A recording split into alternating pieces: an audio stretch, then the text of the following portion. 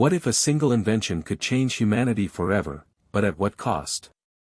Emma Lawson stared at the sleek black envelope resting on her desk, the sharp edges catching the morning sunlight filtering through the blinds of her cramped Silicon Valley apartment. The invitation inside was unlike anything she had ever received, embossed with a simple, futuristic emblem and signed by none other than Elon Musk himself. A private unveiling, an event shrouded in secrecy, promising to reveal a breakthrough that would reshape the future of human technology. Emma's heart raced with a mix of excitement and skepticism. As a tech journalist, she had covered countless launches and announcements, many filled with hype but few with substance. Could this be different? Could Elon Musk, the visionary entrepreneur whose inventions had already pushed humanity into new frontiers, actually have something this groundbreaking? The question echoed in her mind as she read the invitation again, the weight of the moment settling on her. This wasn't just another story, it was an opportunity that could define her career, and perhaps change the world. She glanced at the screen of her laptop, where her editor's email waited. Get exclusive coverage. Make this big. The pressure was real, but so was the promise. Emma had always been drawn to stories where technology and human spirit collided, where innovation sparked not just progress but profound questions about what it meant to be human.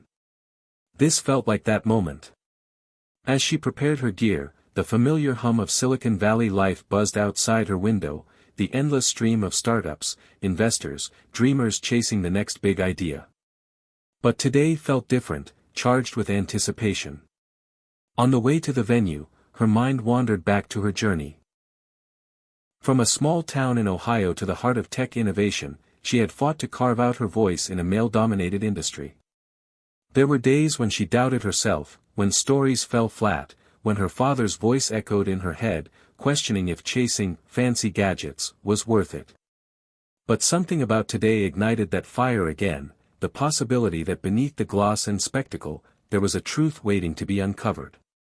The venue was a modern fortress of glass and steel, humming with security and whispered conversations. Emma felt the weight of dozens of eyes as she entered, each journalist hoping for a scoop, a glimpse behind the curtain. Suddenly, the lights dimmed. A hush fell over the crowd. Then, Elon Musk appeared on stage, his usual confident smile tempered by a seriousness that caught Emma off guard. He spoke of dreams, of pushing humanity beyond its limits, of breaking down the barriers between mind and machine. Then came the reveal, a sleek device no larger than a wristwatch, but with the promise to connect human cognition directly to artificial intelligence. Emma's breath caught.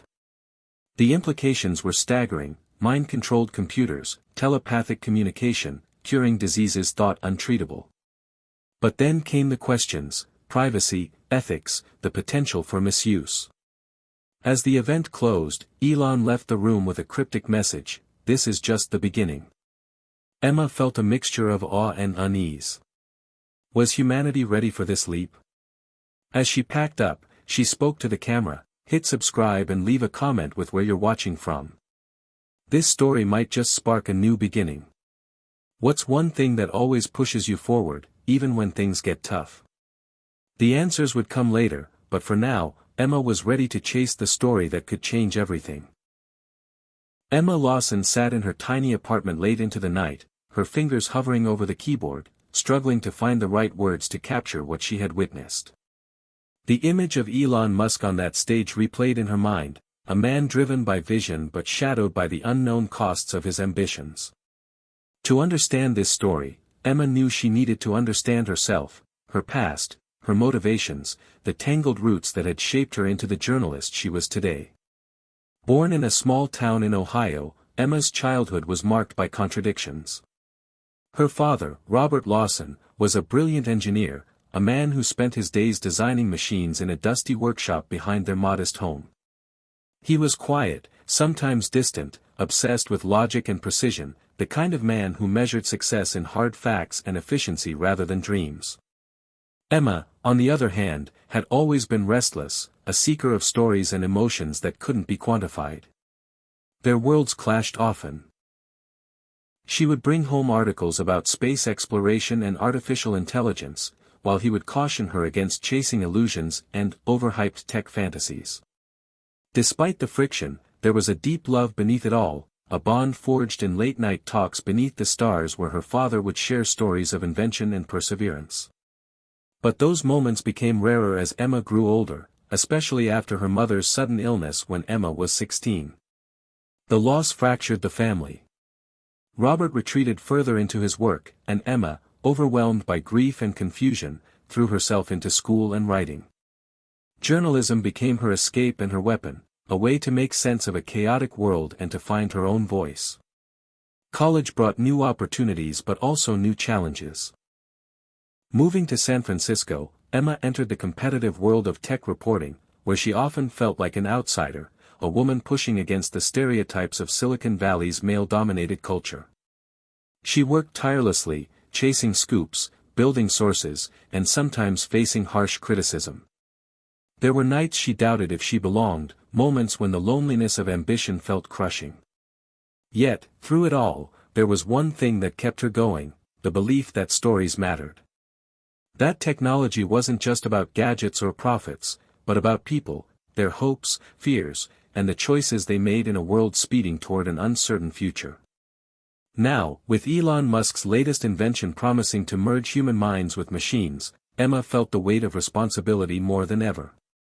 She thought about the fractured relationship with her father, the long silences, the unspoken fears about where this relentless push for progress might lead. Could this invention bring people together, or tear them further apart? Her phone buzzed, pulling her from the reverie. It was a message from her editor: "Get everything you can. No holds barred." Emma smiled wryly. That was the world she lived in, a world hungry for headlines but often blind to the stories behind the science. She knew this would be more than just a report. It would be a journey into the heart of innovation and the soul of a man who dared to dream bigger than most. She remembered the invitation's words: this might just spark a new beginning. But for whom? For Elon Musk and his vision? For the millions who might one day use this technology? Or for herself, as she tried to reconcile her past with the future unfolding before her? The night deepened, and Emma's thoughts grew heavier. The story ahead would test everything she believed about truth, sacrifice, and the cost of progress. But no matter how difficult, no matter how many obstacles lay ahead, she felt one thing clearly: this was the moment she had been waiting for. Emma Lawson's days blurred into a relentless chase as she dug deeper into Elon Musk's latest invention. The media frenzy around Neuralink X, as it was tentatively named, was growing by the hour. Rumors swirled across tech blogs and social media, some calling it a miracle, others warning of dystopian futures. Emma found herself caught in the middle of a storm, where excitement and skepticism collided with equal force. Her inbox overflowed with tips, denials, and veiled threats. Rival reporters from top outlets eyed her with suspicion, convinced she was either too close to the story or not close enough. She noticed subtle attempts to undermine her credibility, leaked anonymous emails questioning her sources, social media posts casting doubt on her motives. The pressure wasn't just external. Within her own newsroom, whispers floated that Emma was chasing a fairy tale, that Elon Musk's projects were often more about showmanship than substance. "Don't get swept up in the hype," her editor warned. But Emma felt something different, a sense that beneath the layers of PR and speculation lay a real story with profound consequences. Yet, frustration mounted. Elon's PR team remained tight-lipped, releasing carefully controlled statements that revealed little and deflected many questions. Emma's attempts to secure interviews were met with polite refusals or cryptic replies. It was as if the entire project was wrapped in a web of secrecy, designed to create intrigue but prevent scrutiny. Then came the incident. Late one evening, Emma received a message from an anonymous source claiming to have insider information about the invention's risks and hidden agendas. The message contained encrypted files and a warning: they don't want the truth to come out. The thrill of a potential breakthrough was tempered by the fear of danger. Emma knew accepting this lead could change everything, but also expose her to unknown threats. She debated whether to trust the source, weighing the risks against her journalistic duty. Meanwhile, the rivalry in the press intensified. A prominent tech columnist, David Cole, publicly questioned Emma's reporting, suggesting she was blinded by admiration for Elon Musk. His words stung, not just because of their public nature but because they touched on a deeper insecurity: was she too close to the story to remain objective? Emma found herself working longer hours, following trails that often ended in dead ends or vague denials. The lines between professional and personal blurred as she missed dinners, calls with her father, and moments of rest. Her relationship strained under the weight of obsession. One night, after a particularly grueling day, Emma sat alone in her apartment, the glow of her laptop screen illuminating a face tired but determined. She replayed the events leading up to this moment, remembering the moment she first saw Elon's enigmatic smile at the unveiling, the promise and the unspoken questions behind it. She recalled her father's warnings about trusting too easily, about the dangers of chasing dreams without grounding in reality. Yet, she couldn't turn back. Something inside pushed her forward, a hunger for truth, a need to understand what this invention really meant. Could it be a tool to heal and connect, or a weapon of control and surveillance? The stakes felt enormous. As days passed, Emma began to piece together fragments of information, leaked internal memos hinting at unexpected side effects, testimonies from engineers conflicted about the project's direction, and subtle hints of tension between Elon and his scientific team. The picture was complex and troubling. But just as doubt crept in, moments of hope emerged. Emma spoke with a young neuroscientist who described the invention's potential to transform lives, to restore mobility to the paralyzed, to unlock human creativity. These stories reminded her why the pursuit of innovation mattered, even amid controversy. The story became a roller coaster of emotions, triumphs followed by setbacks, clarity followed by confusion. The pressure to deliver a scoop mounted, but Emma remained committed to a bigger goal, telling the full story, with all its shades of gray. Then, one morning, her phone buzzed with an urgent message: Elon Musk was granting a rare, exclusive interview. It was the break Emma had been waiting for, a chance to ask the questions no one else dared. But she knew this was only the beginning. The deeper she went, the more tangled the web became. The invention that promised to change the world also threatened to upend everything Emma thought she knew, about technology, about power, and about herself. Emma Lawson's heart pounded as she slipped through the crowd at the exclusive unveiling event, a sleek black pass hanging around her neck that granted her access but not comfort. The atmosphere inside the vast hall was electric, buzzing with anticipation, whispers, and the low hum of cameras and smartphones ready to capture every moment. She scanned the faces around her, scientists in crisp white lab coats, tech moguls with guarded expressions, journalists buzzing with speculation. The air was thick with tension, a mix of excitement and unease that prickled at Emma's skin. The stage was minimalist, bathed in cool blue light, with a single podium and a large screen looming behind it. When Elon Musk stepped onto the stage, the room fell silent instantly. His usual confident smile was tempered by an intensity that suggested this was more than just a product launch, it was a moment he had been waiting for his entire life. He spoke of humanity's greatest challenges, the limits of our minds, the barriers of communication, the need to evolve beyond biological constraints. Then came the reveal. The lights dimmed further, and the screen flickered to life, displaying sleek graphics of a device no larger than a wristwatch.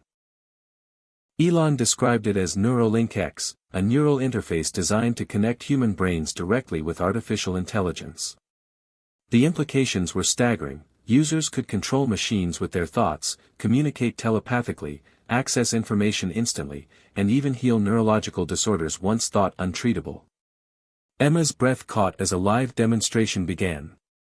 A volunteer wore the device, and with a simple thought, moved a robotic arm across the stage with fluid precision. The crowd erupted in gasps and applause. It was as if science fiction had leapt off the page and into reality. But then came the questions, the undercurrents beneath the spectacle. A reporter asked about privacy and data security. Elon responded with a measured reassurance but skirted around specifics, emphasizing the technology's potential rather than its risks. Emma's journalist instincts sharpened. There was excitement, yes, but also an unease she couldn't shake. The technology was powerful beyond measure, but what safeguards existed? What about consent, control, and unintended consequences? After the presentation, Emma navigated through a maze of security and staff to catch a glimpse of the prototype up close. The device was elegant, almost beautiful in its design, but she sensed the weight it carried was more than physical. As she spoke with engineers and scientists backstage, she detected subtle tension, excitement tempered by worry. Rumors of a recent security breach had circulated just hours before, but the team assured her everything was under control. Still, the whispers of vulnerability lingered. Over the next days, Emma's coverage painted a picture of awe and caution. She wrote about the technology's promise to revolutionize medicine, communication, and human potential, but also raised the thorny questions about ethics, privacy, and the role of corporations in wielding such power. Emma felt the story shifting from a simple tech announcement to a complex human drama, full of hope and shadows. The world was watching, waiting to see if Neuralink X would usher in a new era of enlightenment or a Pandora's box of unforeseen consequences. Late one evening, as Emma reviewed her notes and footage, her phone buzzed with a new message. It was from an unknown number. There's more beneath the surface. Meet me. 9 p.m. Warehouse 17. The message was brief, cryptic, and unsettling. Emma hesitated but curiosity won. This was the path she had chosen, to dig deeper, beyond the glitz and hype. As she prepared to step into the unknown once again, she reminded herself of the question that had driven her since the beginning: what if a single invention could change humanity forever, but at what cost? Tonight, she hoped to find part of the answer. Emma Lawson arrived at Warehouse 17 under the cover of darkness, the cold night air biting through her light jacket.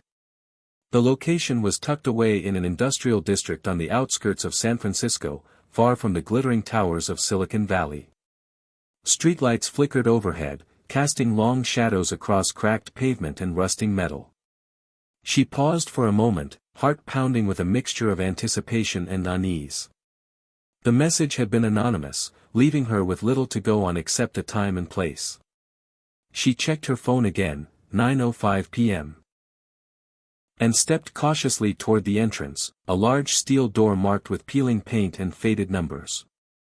Inside, the warehouse was vast and dimly lit, the scent of oil and dust hanging heavy. Echoes of footsteps bounced off concrete walls.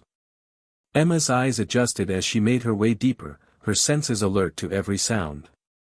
Suddenly, a figure emerged from the shadows, a man in a hoodie whose face was obscured. "Emma Lawson?" he asked quietly. She nodded. "You wanted to know the truth about Neuralink X." The man introduced himself as Marcus, a former engineer who had worked on the project but left under mysterious circumstances. His voice was low but urgent. "They're hiding things the public has a right to know." Emma leaned in, every instinct telling her this was a moment of reckoning. Marcus revealed a trove of internal documents and data files he had secretly saved. Among them were reports of unexpected side effects, users experiencing severe headaches, memory lapses, and in some cases, loss of autonomy. The interface wasn't just reading brain signals, it was influencing them, sometimes in unpredictable ways. "They're rushing to market despite these risks," Marcus said, his eyes dark with concern. "Elon's vision is grand, but the science isn't fully there yet." Emma's mind reeled. This was the other side of the story, the shadow beneath the shine. She asked about motives. Why leak now? Marcus explained that conflicts within the team had escalated, with some scientists pushing for transparency and others silenced or sidelined. "There's a culture of secrecy," he warned. "If this gets out, it could change everything." The conversation was intense, filled with tension and fear. Emma realized the stakes were higher than she imagined. This invention could unlock human potential but also open doors to manipulation and loss of free will. As she prepared to leave, Marcus handed her a flash drive. "Be careful. They're watching." Back in her apartment, Emma plugged in the device, scanning through encrypted files that painted a complex picture of innovation entangled with ethical compromises. The data included internal emails, clinical trial results, and personal testimonies from engineers torn between loyalty and conscience. The revelations shook her to the core. Her initial excitement gave way to a deeper understanding of the challenges ahead. The collision of human ambition with the unpredictable nature of the mind.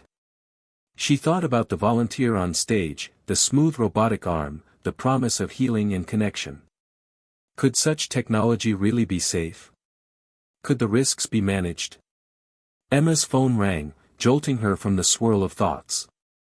It was her editor, voice sharp and urgent. "We need your story now. Exclusive, explosive. Are you ready?" The pressure to publish was immense, but Emma hesitated. She knew this was no simple scoop. This was a turning point. The story wasn't just about technology, it was about power, trust, and the future of humanity itself.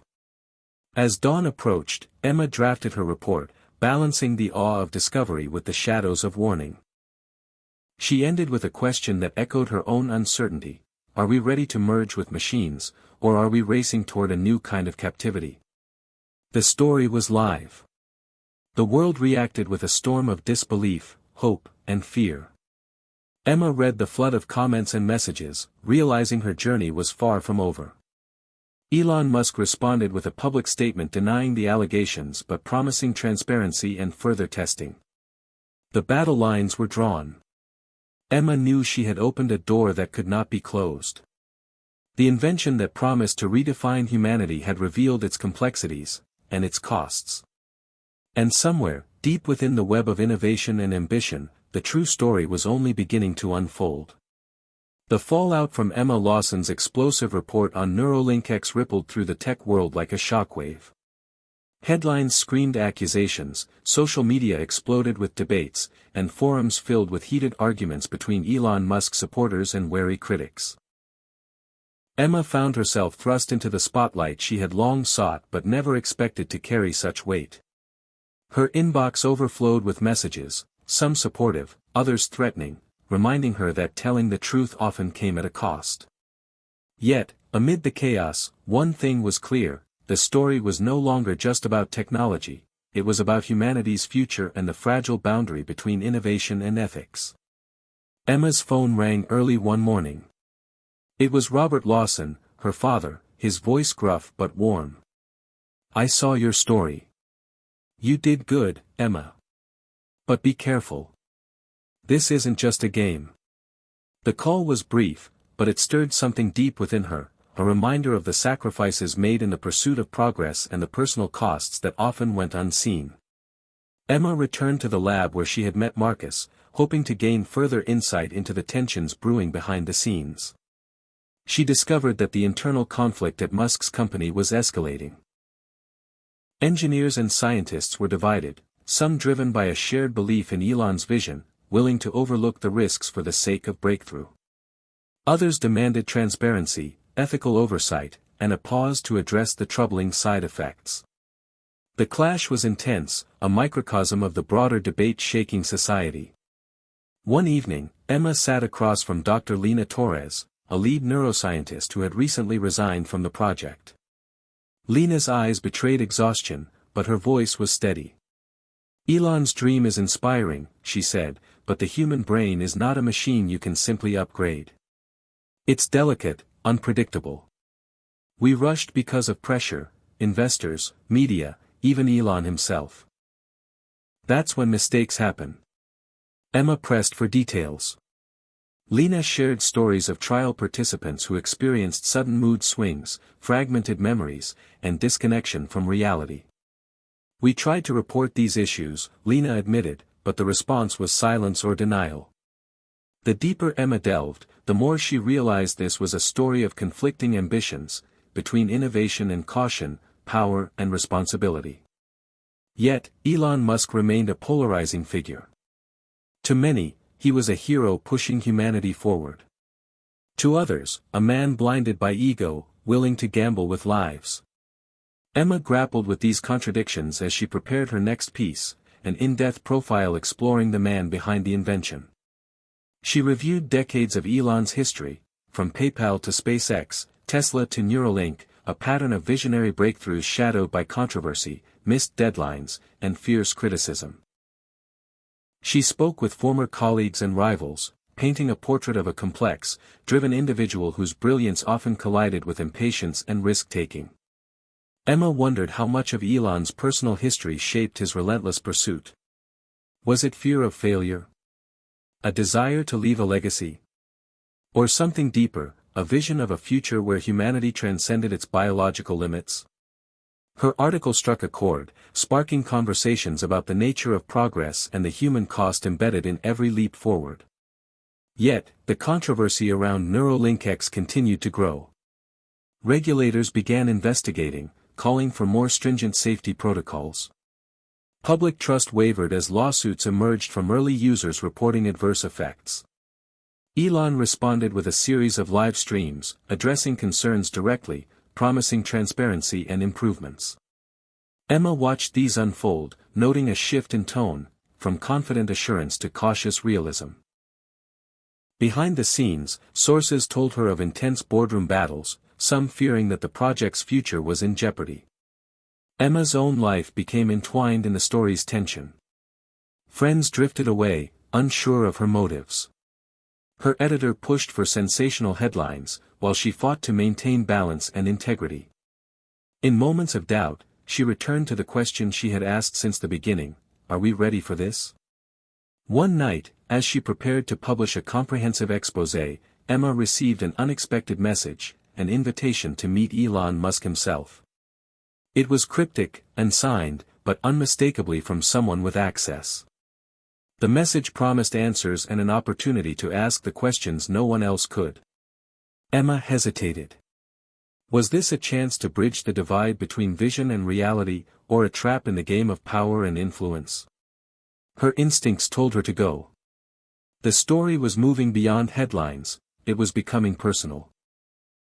As she set out for the meeting, Emma felt the weight of all she had uncovered pressing down, yet also a strange hope that understanding could emerge from conflict. The journey ahead promised to challenge everything she believed about truth, technology, and the human heart. Emma Lawson arrived at the futuristic campus of Musk's company, the sun casting long shadows over gleaming glass buildings and manicured lawns. Security was tighter than anything she had seen before, with biometric scans and armed guards stationed at every entrance. Her heart raced, the weight of the moment pressing down on her as she was escorted into a private conference room. Minutes later, Elon Musk entered, his presence both commanding and surprisingly calm. His usual confident smile was tempered by an intensity that suggested this was a conversation beyond PR. They shook hands, and Emma felt a flicker of connection despite the years of reporting and skepticism between them. Elon began by acknowledging the controversy. "I know there's fear. That's natural. Any new technology shakes the foundations of what we know." He spoke about his vision, a future where humans and machines were integrated seamlessly, where mental barriers and disabilities were overcome by technology, and creativity and knowledge expanded beyond the limits of the brain. Emma listened carefully but pressed on the darker side of the story: the leaked documents, the reports of side effects, and the silence from the company's leadership. Elon's expression hardened. "Every breakthrough comes with risk. We test, we learn, and we improve. I won't apologize for aiming high. The alternative is stagnation." He talked about the internal conflicts, the pressure from investors, and the challenges of balancing ambition with caution. "We're not perfect," he admitted, "but progress demands pushing boundaries." Emma asked about the people affected by side effects. Were their voices heard? Elon said the company was committed to transparency and support, but acknowledged that communication had been imperfect. "We're adjusting protocols, expanding trials, and involving independent experts." Their conversation moved to the ethical implications of Neuralink X. Emma challenged Elon on privacy concerns, potential misuse, and the societal impact of such intimate technology. Elon smiled slightly, almost wistfully. Technology is neutral. It's how we choose to use it that matters. Our role is to provide the tools, but society must set the rules. Emma pressed on how those rules would be established, especially when the stakes involved human minds. Elon's response was cautious but hopeful. He spoke about partnerships with regulatory bodies, advocacy for open dialogue, and the need for global cooperation. As the meeting progressed, Emma saw a different side of Elon, not just the visionary billionaire but a man grappling with immense responsibility and the weight of expectations. She asked about his personal motivations. Elon shared stories from his childhood, a fascination with computers, a sense of loneliness, and a desire to make a lasting impact. "I want to push humanity forward, not just for profit or fame, but because I believe we can be more." The interview ended with an invitation. Elon offered Emma exclusive access to the next phase of development, promising transparency and a chance to witness the project's evolution firsthand. As Emma left the campus, her mind swirled with conflicting emotions: admiration, skepticism, hope, and doubt. She knew the story was far from over. The invention that could redefine humanity's future was also a mirror reflecting its fears and aspirations. The path ahead was uncertain, but Emma was determined to follow it, uncovering the truths hidden in the shadows of innovation. Emma Lawson stood outside the glass doors of the Neuralink X research facility, the sleek architecture gleaming under the morning sun. This was the epicenter of the latest frontier in human-machine integration, a place where science fiction met reality every day. As she stepped inside, the sterile, high-tech environment contrasted sharply with the turmoil swirling in her mind. The previous meeting with Elon Musk still echoed in her thoughts, a blend of inspiration and unease. Today, she was granted exclusive access to the core of the project, a privilege few had ever received. Scientists and engineers moved with focused determination, their conversations filled with technical jargon and the energy of discovery. Emma was introduced to Dr. Aaron Bennett, the chief neuroscientist overseeing the trials. Aaron was a sharp, earnest man whose passion for the project was palpable. He led her through labs filled with cutting-edge equipment, brain scanners, neural mapping devices, and prototype versions of the Neuralink X interface. Emma observed participants wearing the device, some engaged in simple cognitive exercises, others communicating silently with nearby computers through thought alone. The progress was astonishing. Aaron explained how the interface decoded neural signals, translated them into digital commands, and sent feedback to the brain, creating a bidirectional flow of information. It was a symphony of biology and technology, delicate and complex. Emma's questions probed deeper: how did they manage safety? What about long-term effects? Aaron acknowledged the challenges, recounting the rigorous protocols and iterative improvements made after each trial.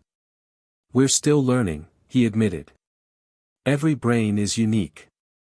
Our job is to adapt, to refine, to respect the complexity." Yet, even in this atmosphere of scientific rigor, Emma sensed an undercurrent of urgency. Deadlines loomed, funding depended on results, and public pressure mounted. She met with trial participants who shared stories of hope. A stroke victim regaining partial movement, a deaf man experiencing sound through thought, a young woman with epilepsy finding relief. These personal victories illuminated the potential of Neuralink X. But there were also whispers of frustration and fear, moments when the device caused headaches, confusion, or emotional swings. Emma listened carefully, knowing these voices were essential to the full picture. Over a week, Emma immersed herself in the daily rhythm of the lab, capturing the humanity behind the headlines. She documented breakthroughs, setbacks, heated debates among researchers, and the delicate balance between optimism and caution. One evening, as the team celebrated a successful trial, Emma stepped outside for fresh air.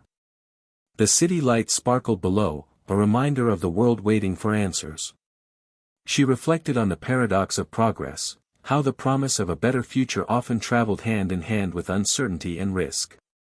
The next day brought unexpected news.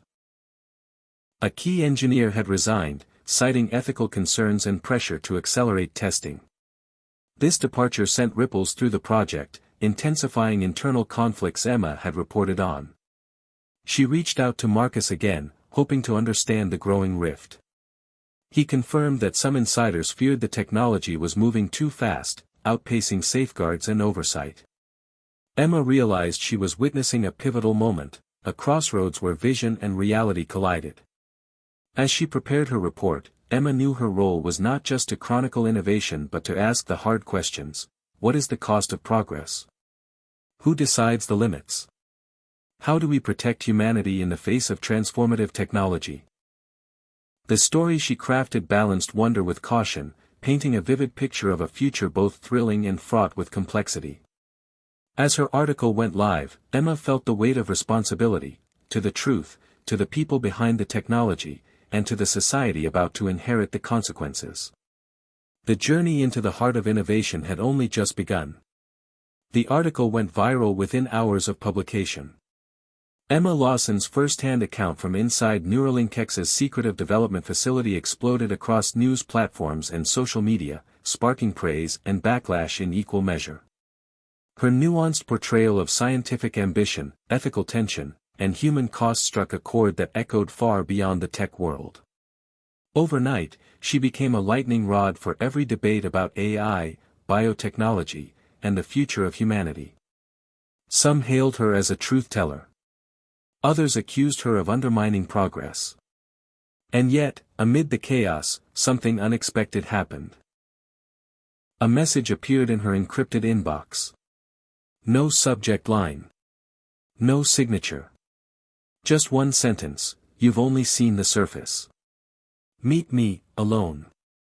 Attached was a GPS coordinate and a time, midnight. Emma's stomach twisted. She stared at the message for several minutes, fingers hovering over the keyboard, considering whether to respond. The GPS location was in Menlo Park, in a quiet industrial zone she recognized from earlier reporting. Her instincts told her this wasn't a prank. Someone inside the project, or close to it, wanted to talk. And they were risking a lot to do it. That night, she drove in silence, eyes scanning the darkness as she navigated narrow roads and empty lots. She parked beside a storage facility and walked toward the appointed unit. A man stepped out of the shadows as she approached, face partially obscured beneath a baseball cap. "Emma?" he asked. She nodded. "Who are you?" He hesitated before answering. "I was part of the Neural Security Division. My name's Kyle." His voice was low and urgent. "What I'm about to tell you could put both of us at risk." Kyle explained that he had been tasked with designing data safeguards for Neuralinkx, firewalls that would protect user information and prevent external interference. But as development progressed, he discovered something deeply disturbing. "The device doesn't just read your thoughts," he said. "It builds a behavioral profile, emotional patterns, preferences, decisions. That data is stored, cataloged, and, this is the part no one will admit, it's already being analyzed for predictive modeling." Emma's pulse quickened. "Predictive modeling?" Kyle nodded grimly. "It learns how you think. How you react. It's supposed to be for enhancing the interface, customizing it. But that same data could be used to manipulate thought patterns, even nudge decisions. It's not sci-fi, it's already happening in small-scale tests." He pulled out a flash drive and handed it to her. "Encrypted logs. I saved them before I left. I don't trust anyone in the company anymore." Emma stood frozen for a moment, absorbing the weight of what he was saying. If true, this wasn't just a breakthrough in brain-machine integration, it was a gateway to cognitive influence on an unprecedented scale. "Why are you telling me this?" she asked. Kyle looked down, then met her eyes. "Because I believed in this tech. I still do. It could do so much good. But they're not being honest. You're the only one asking the right questions. Back in her apartment, Emma spent the next 48 hours combing through the files Kyle had given her. The data was dense, thousands of internal logs, experiment summaries, algorithmic pathways. With help from a trusted cybersecurity analyst, she confirmed their authenticity. What she found made her stomach turn. Neuralink X wasn't just collecting data, it was using machine learning to simulate aspects of individual consciousness. The device could predict not only behavior but emotional responses. In controlled settings, researchers had already tested targeted feedback to influence mood and decision-making. The results, though limited, were statistically significant. This wasn't about helping paralyzed patients move or allowing people to speak without words. This was about influence. Subtle, invisible influence.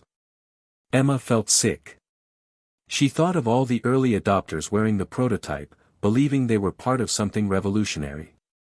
They had no idea their inner worlds were being mapped, shaped, possibly manipulated. She returned to her editor, laid out everything she had. He looked at her with a mix of awe and concern. "This is huge," he said. "You're about to light a fire under every regulator and privacy advocate in the country."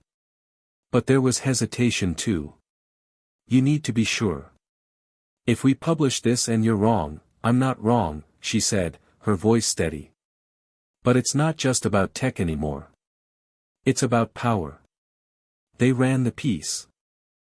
The story exploded even louder than the last.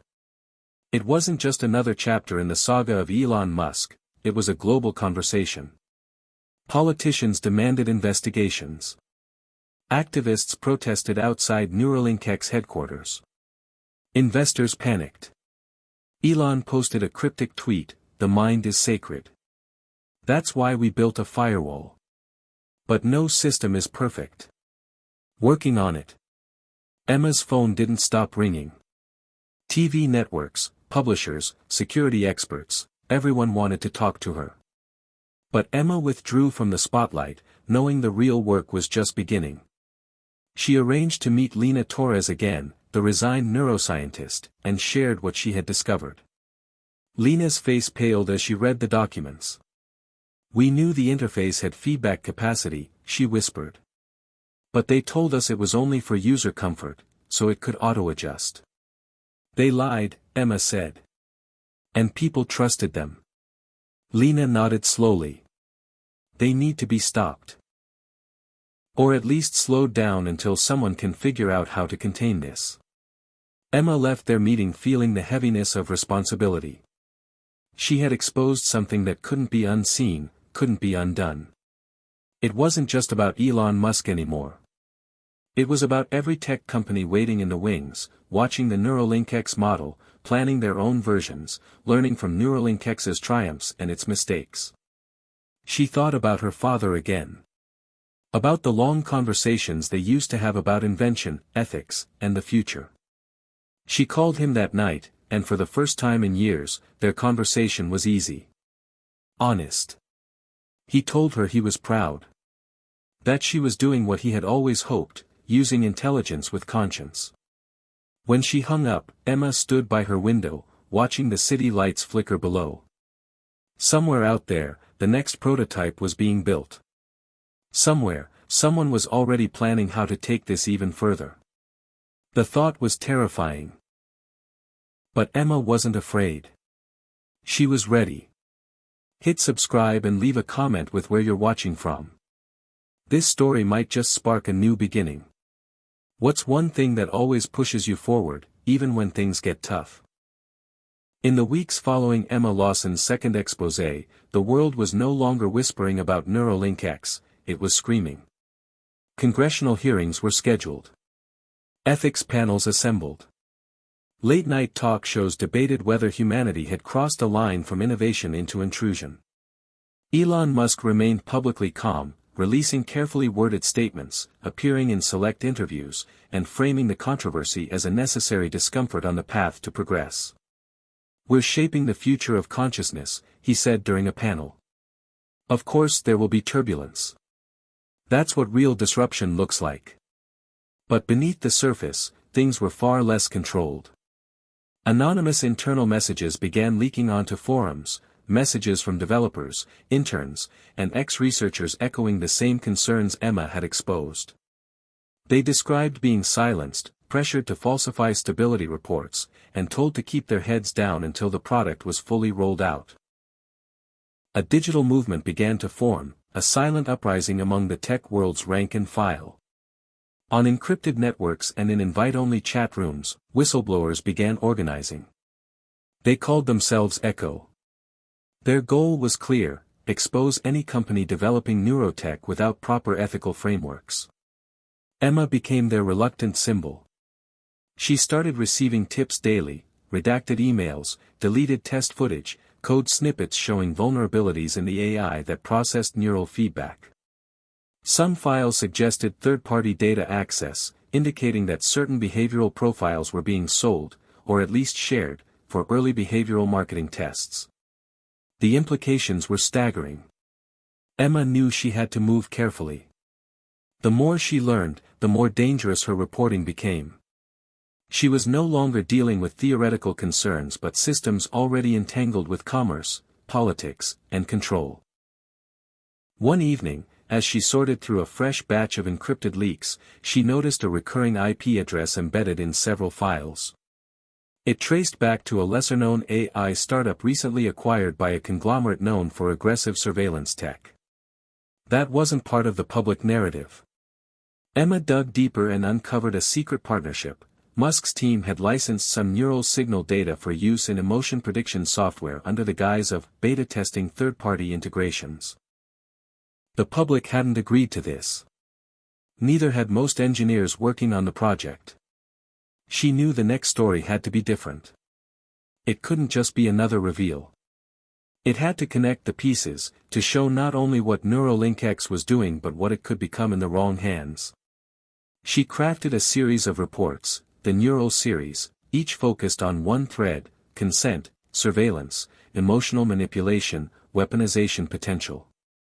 Each piece ended with a question, not a declaration: if the brain can be mapped and modeled, what's left of free will? The public response was tidal. A global debate ignited. World governments, already behind in AI regulation, scrambled to form emergency committees. Human rights organizations declared neural privacy a top priority.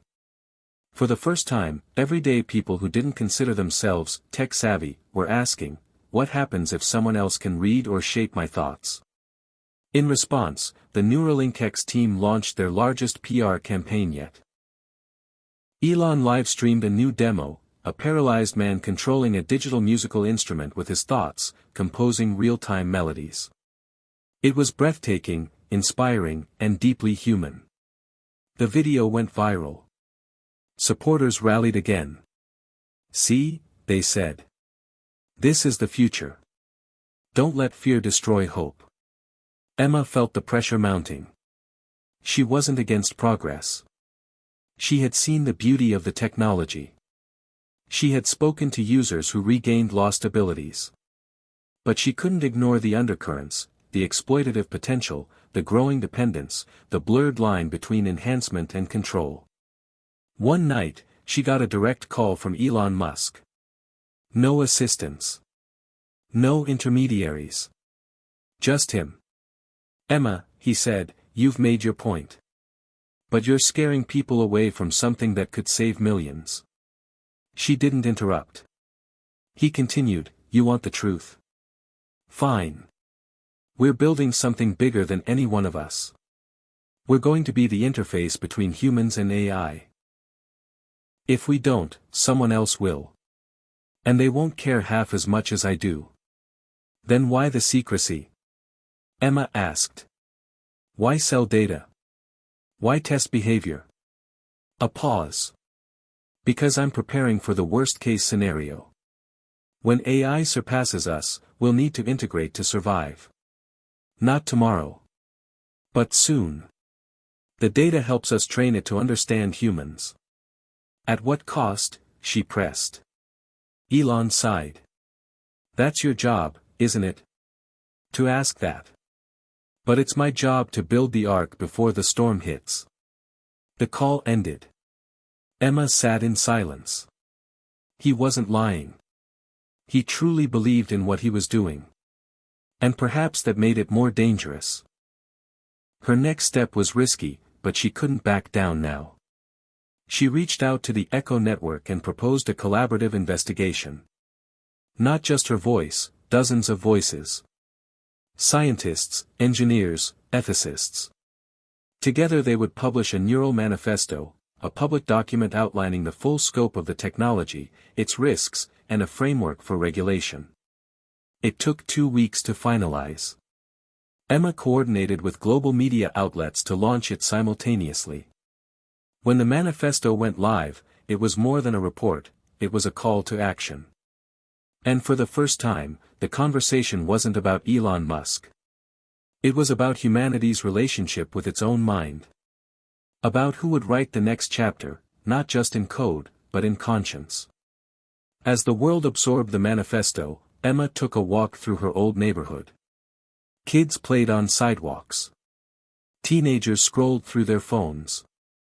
An elderly man listened to music through an implant that had restored his hearing. She saw the promise and the peril living side by side. And she realized something deeper than any headline could capture: this wasn't the end of the story. It was only the beginning. The Neural Manifesto ignited a global reckoning. Overnight, think tanks in Washington, Brussels, and Tokyo were dissecting every word.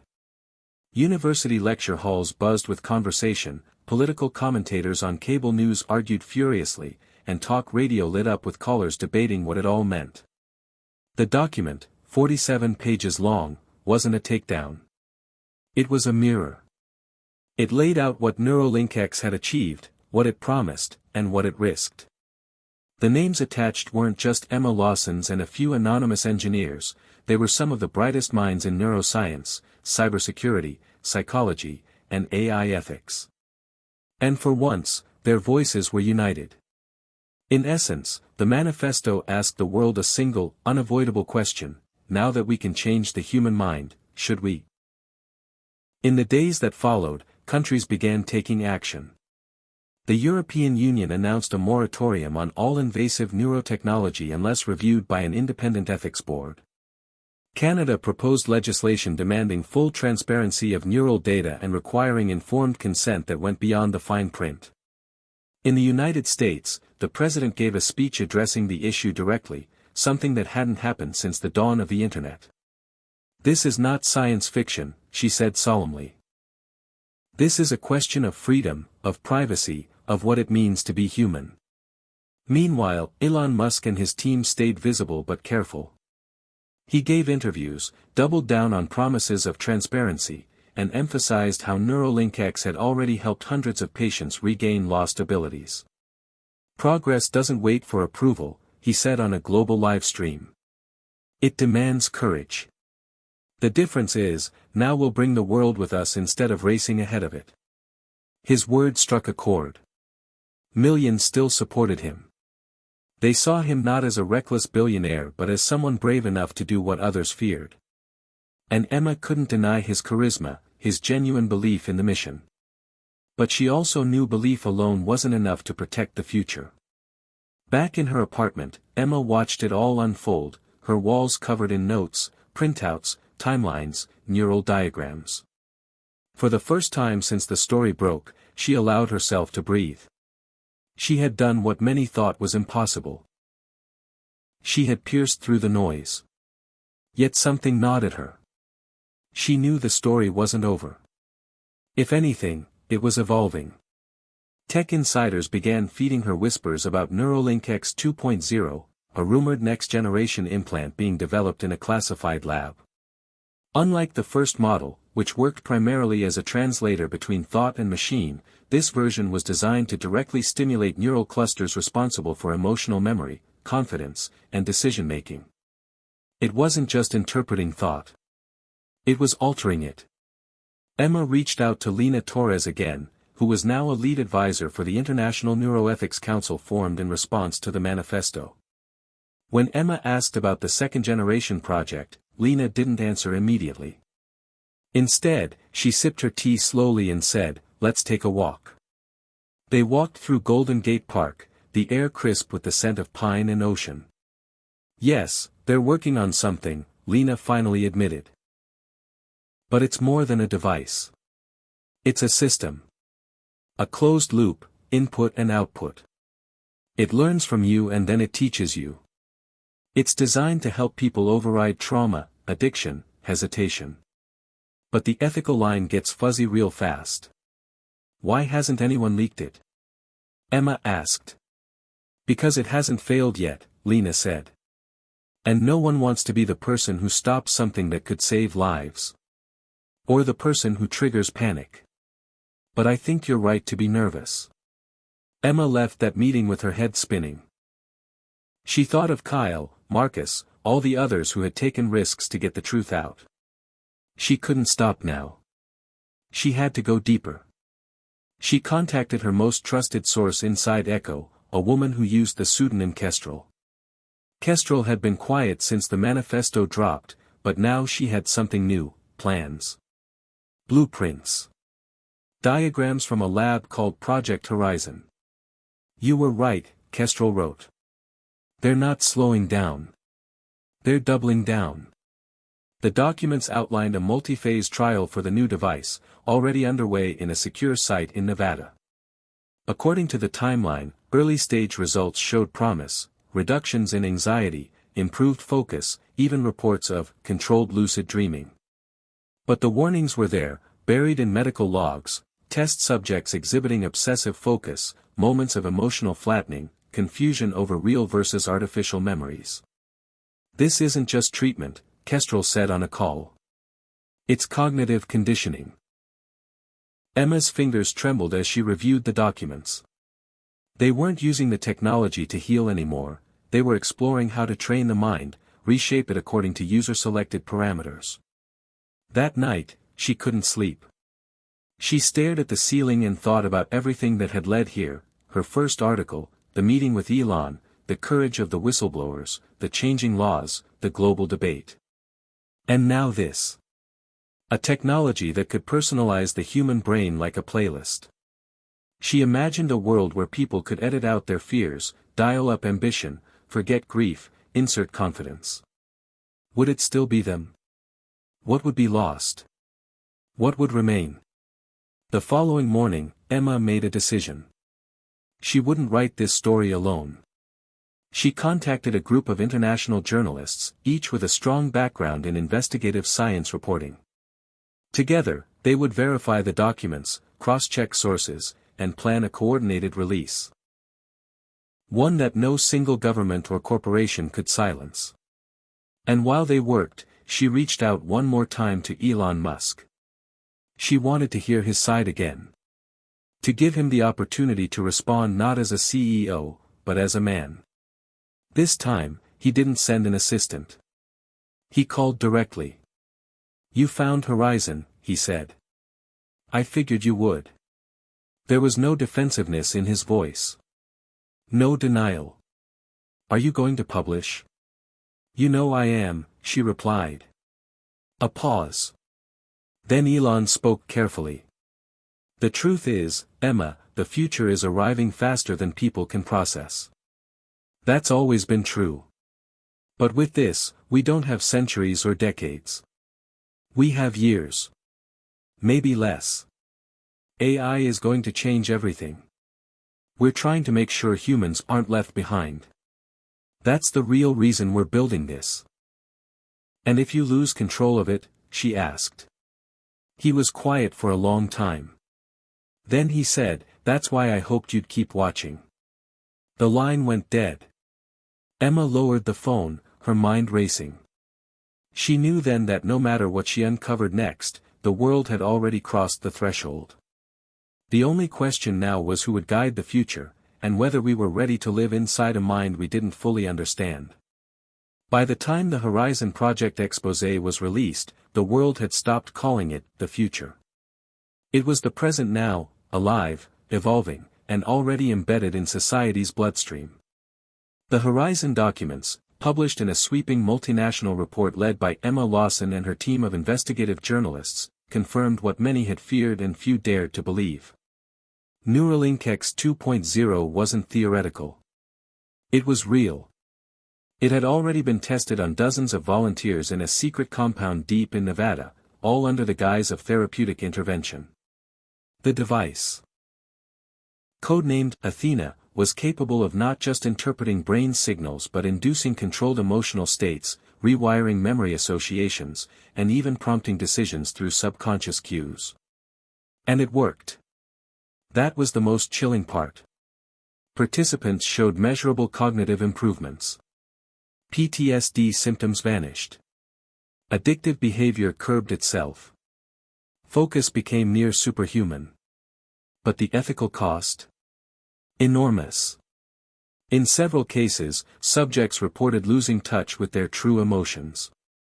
They described feeling detached from the person I was before, and uncertain which memories are real.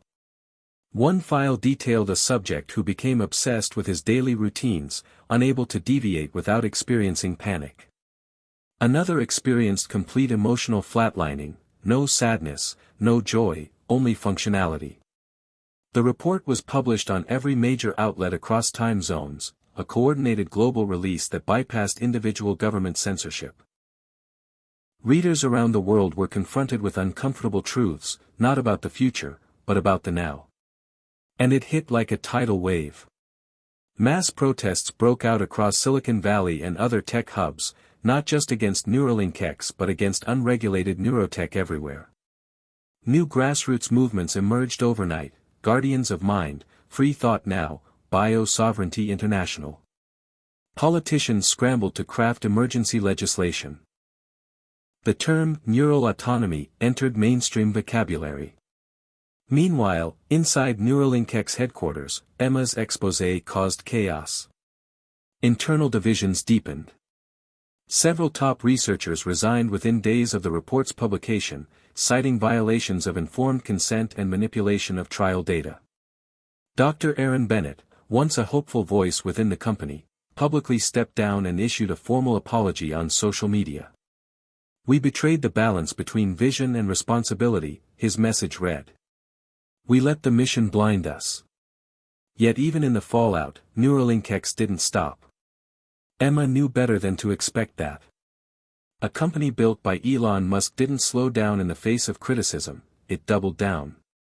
In a now famous press conference streamed to hundreds of millions, Elon addressed the revelations head-on.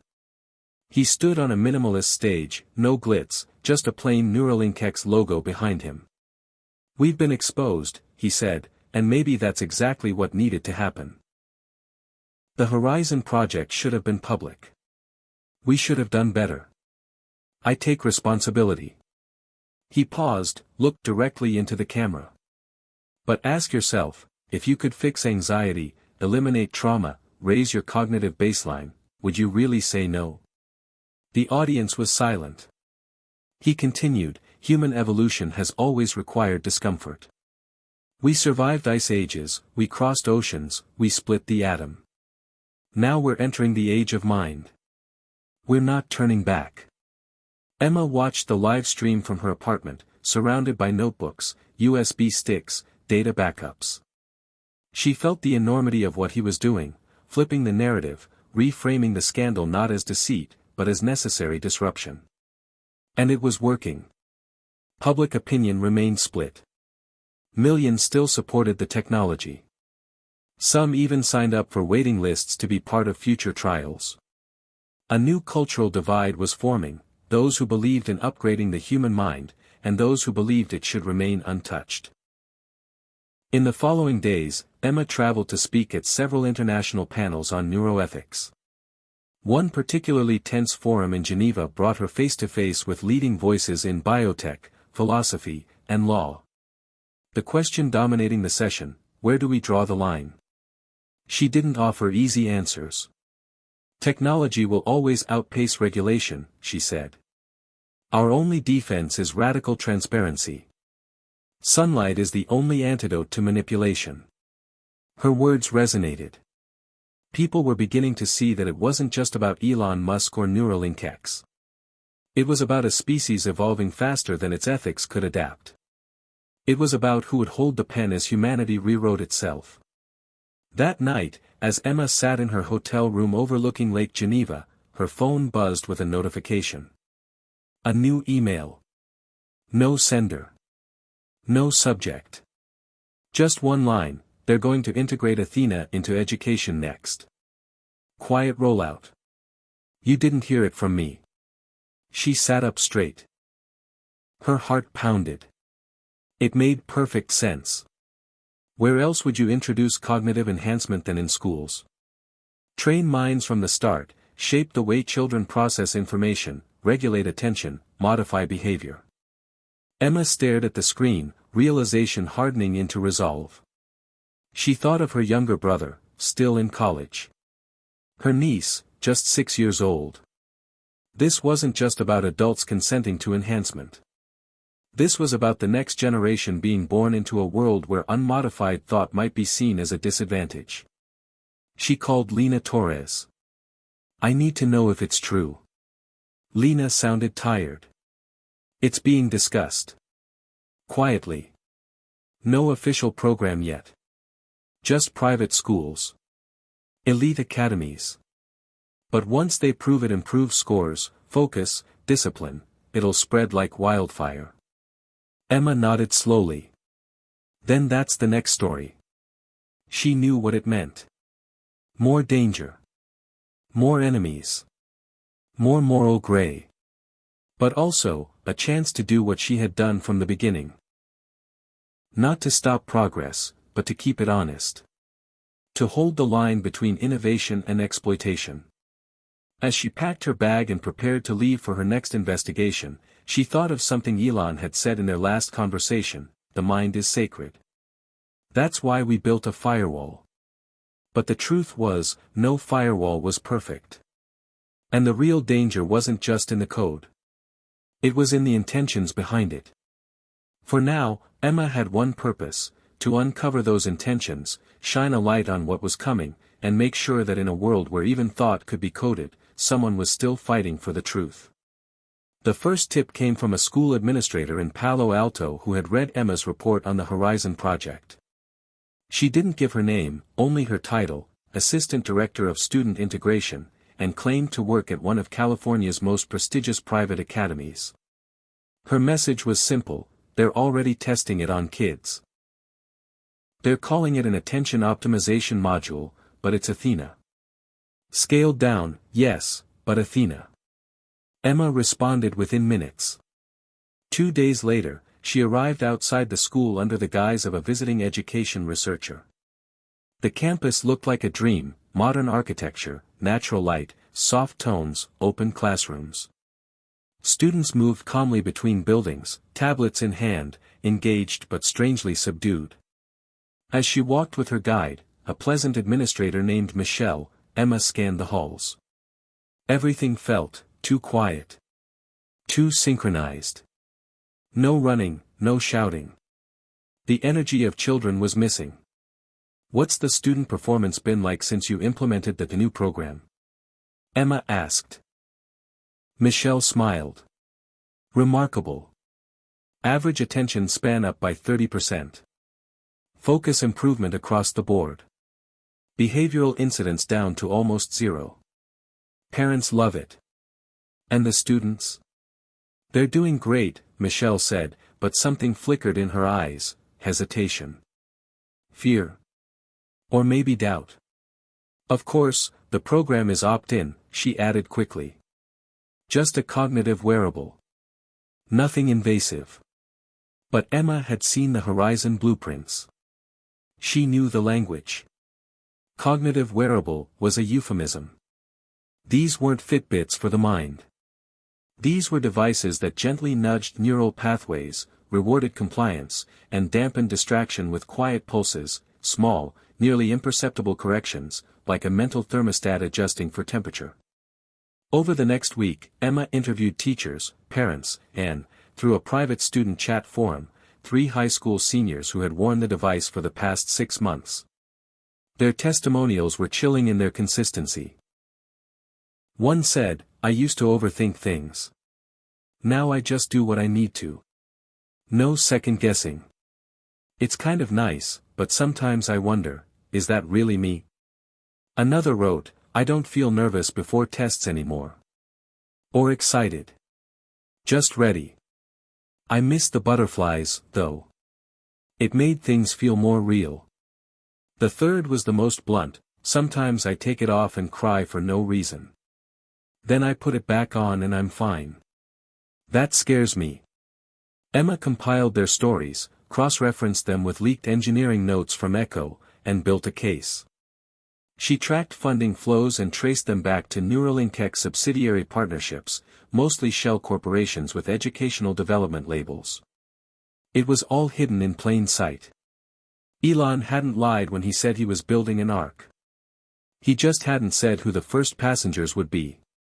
She reached out to Lena again, asking if the International Ethics Council knew about Athena's deployment in schools. Lena's voice dropped to a whisper. Only rumors. Nothing confirmed. But if you're seeing it firsthand, it's already here, Emma confirmed. And they're going younger. Kindergarten classes next. They're calling it behavioral harmony. Lena cursed softly. We're not ready for this. Children don't have the cognitive maturity to question if what they feel is real or engineered. Emma nodded, her thoughts drifting to her niece again. Would she grow up in a world where every emotion was mediated by a neural filter? Where spontaneous joy or frustration was a symptom to be corrected instead of a human experience? That night, Emma drafted what she knew would be one of her most difficult pieces. Not just because of the subject matter, but because of how many readers wouldn't want to believe it. People were willing to accept risk for adults. But children? That was sacred ground. She titled the article The Children of Athena, How Neural Conditioning Quietly Entered the Classroom. It dropped at midnight and was trending globally before sunrise. Parents flooded school boards with emails. Some pulled their children out of programs altogether. Lawmakers called emergency meetings. Celebrities and influencers took to platforms in outrage. But others, many others, defended it. If it helps my kid focus, why not, one parent said in an interview. Better than pills. A popular YouTuber made a video titled Athena Saved My Son, sharing before and after footage of a boy who once struggled with attention and now aced every test. Don't throw away miracles just because they make you uncomfortable, he said. The divide deepened. In Emma's inbox, a message arrived from Kyle, the former neural security engineer. He'd been silent since the Horizon leak. Now, he had resurfaced. The message read, I need to show you what comes after Athena. Meet me at the observatory. Sunset. She drove 2 hours to an abandoned scientific research site nestled in the hills outside Santa Cruz. Kyle stood waiting near the rusted shell of an old telescope dome, older now, hair longer, eyes heavier. What comes next? She asked. He pulled out a small device. Matte black. No visible wires. It's called Iris, he said. It doesn't just monitor brain states. It syncs them. Emma narrowed her eyes. Syncs.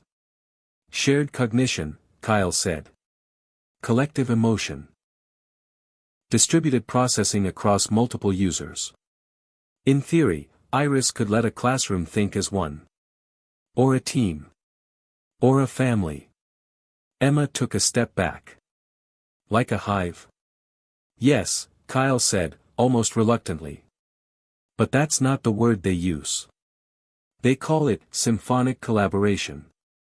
Sounds prettier, right? How far along is it? 2 months from closed trial, he said. Military contract already signed. Emma's heart pounded. She imagined soldiers moving as one organism, children learning in mental lockstep, entire social groups synced to algorithms. The end of loneliness, or the end of individuality?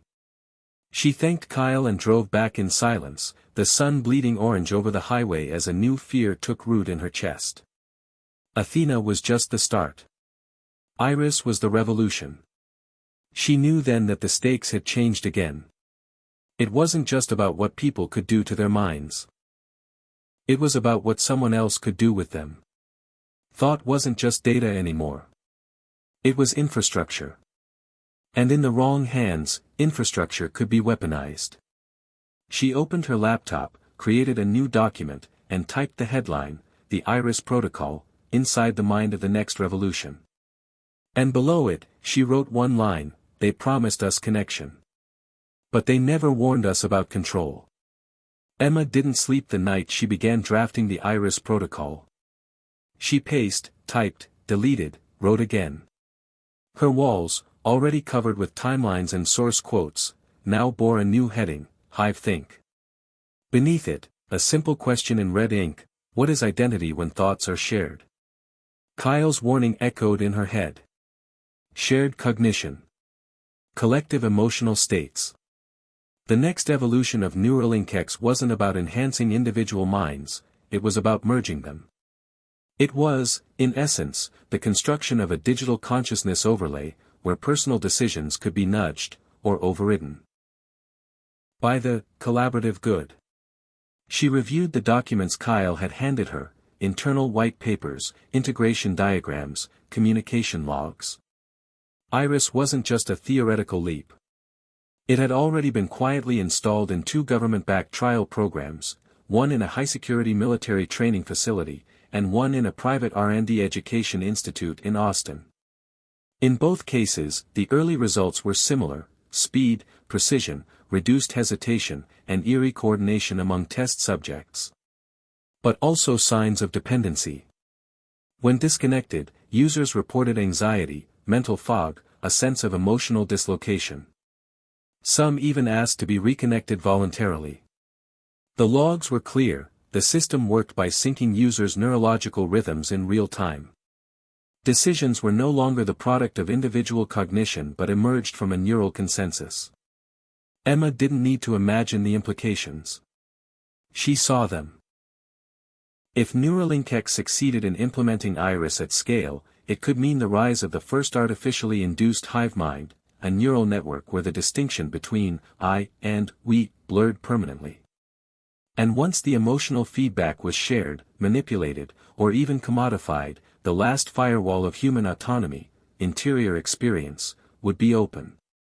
She needed to see it for herself. Through another echo contact, she arranged a visit to the Austin Institute under the guise of an educational tech researcher. The facility looked unremarkable from the outside: sleek gray architecture, state-of-the-art security, smiling receptionists. But inside, the Iris test wing was surreal. 10 young adults sat at semicircular stations, each wearing a sleek black headset with thin light filaments extending toward their temples. A soft hum vibrated through the room. A shared neural wave. Monitors behind them showed data streams moving in unison. No spoken words. No gestures. Just thought. And yet, they all moved at once. Answered prompts at once. Reacted to sudden visual stimuli in perfect harmony. The lead technician, a man named Dr. Rao, explained the system's capabilities in detached, clinical terms. The synchronization module creates a resonance field calibrated to the median neural tempo. Deviant responses are gently adjusted via microstim feedback. What you're seeing is the elimination of hesitation, inefficiency, and emotional noise. Emma asked the technician if participants had reported side effects. There's some emotional disorientation post-session, he admitted. But it's transient. And they always come back for the next round. They say they feel more whole in the group. Afterward, Emma requested interviews with the participants. She was allowed only one. The subject's name was Tyler, age 21, engineering student, volunteered for cognitive enhancement. He sat across from her, smiling faintly, eyes steady. "How do you feel when you're connected to the others?" she asked. "Like I'm part of something bigger," he said. "Like all the background noise in my head gets tuned out. It's quiet. Clear. And when the session ends..." Tyler's expression shifted slightly. "Lonely." Like coming down from something warm. Do you worry about losing yourself? She asked. He shrugged. What's the self? Isn't it just the stories we tell ourselves about our preferences, memories, habits? What if the version I become in the group is better than the one I was? Emma left shaken. This wasn't science fiction. This was happening. And the worst part? It didn't feel dystopian in the lab. It felt elegant. Seductive. Controlled. That night, Emma met with Lena Torres in person. They walked through the Austin Botanic Garden, far from microphones, phones left behind. They've crossed the line, Emma said. Lena nodded. We knew they would. The question now is, can we convince the public that it matters? Emma looked out over a reflecting pool. They're packaging it as unity. Collaboration. A cure for loneliness, fear, indecision. It's genius marketing. Lena's voice was quiet. They're rewriting what it means to be human. And they're doing it so gradually people think it's self-improvement. Emma released the full Iris exposé the next day. She included video footage, quotes, leaked data, and an open letter titled The Disappearance of Me. In it, she wrote, "What happens when your thoughts are no longer your own, not because they were stolen, but because you willingly shared them? What happens when disagreement feels like a glitch, and consensus feels like truth? We are not meant to be perfect, synchronized machines. Our flaws, our doubts, our isolation, they are what make us conscious. Iris doesn't connect minds. It replaces them." The reaction was nuclear. News outlets ran back-to-back coverage. Psychologists, ethicists, and even clergy weighed in. Protesters began picketing Neuralink's installations nationwide. A leaked internal memo revealed the company had renamed Iris internally, now calling it SimNet. Elon Musk responded on X, posting, "Every tool has risk." Fire burned villages, and lit the path forward. Iris isn't about replacing the mind. It's about evolving it. But something shifted that week. Trust, already fragile, cracked. For the first time, even some of Elon's staunchest defenders began questioning his vision. When does ambition become authoritarian? One op-ed asked. Emma kept reporting. She went deeper into SimNet's military testing, its emotional conditioning algorithms, and its predictive behavioral overlays.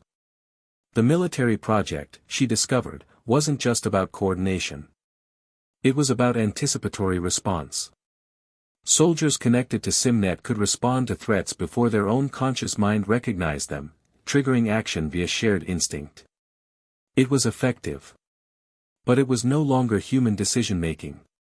It was neural automation. "This is preemptive obedience," one whistleblower told her.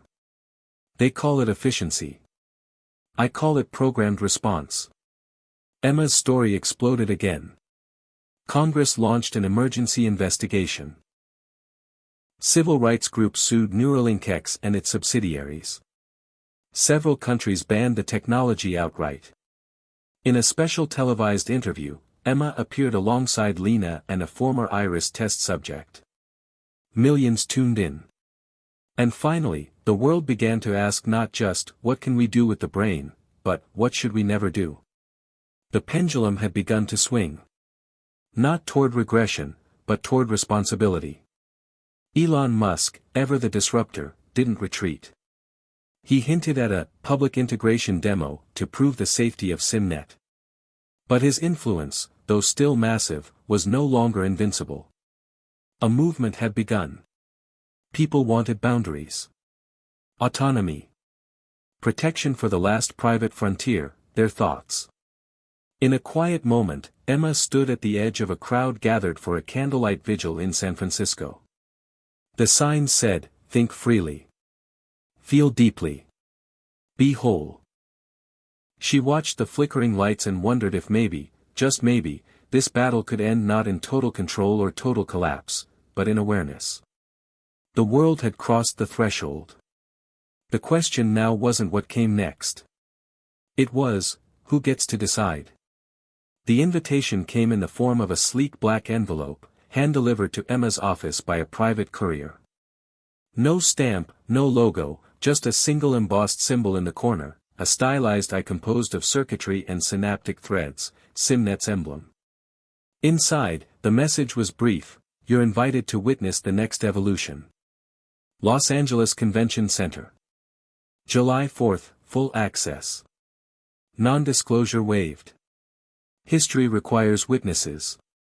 At first, Emma thought it was a trap, or worse, a stunt. But within hours, the news was everywhere. Elon Musk would host a live, public demonstration of SimNet integration with 10 volunteer participants, streamed globally. The announcement split the internet. Supporters called it brave transparency. Critics saw it as manipulation, a desperate PR play to normalize technology that many believed crossed moral and biological lines. Yet for all the outcry, the world would watch. They had to. Emma flew to LA 3 days early, preparing to report, document, and verify everything she could. She wasn't going just as a journalist anymore, she was now a reluctant figurehead in a movement. She could feel the weight of expectation from readers, fellow reporters, and those who feared what SimNet might mean for the future. The morning of the demonstration, the convention center buzzed like a launch pad.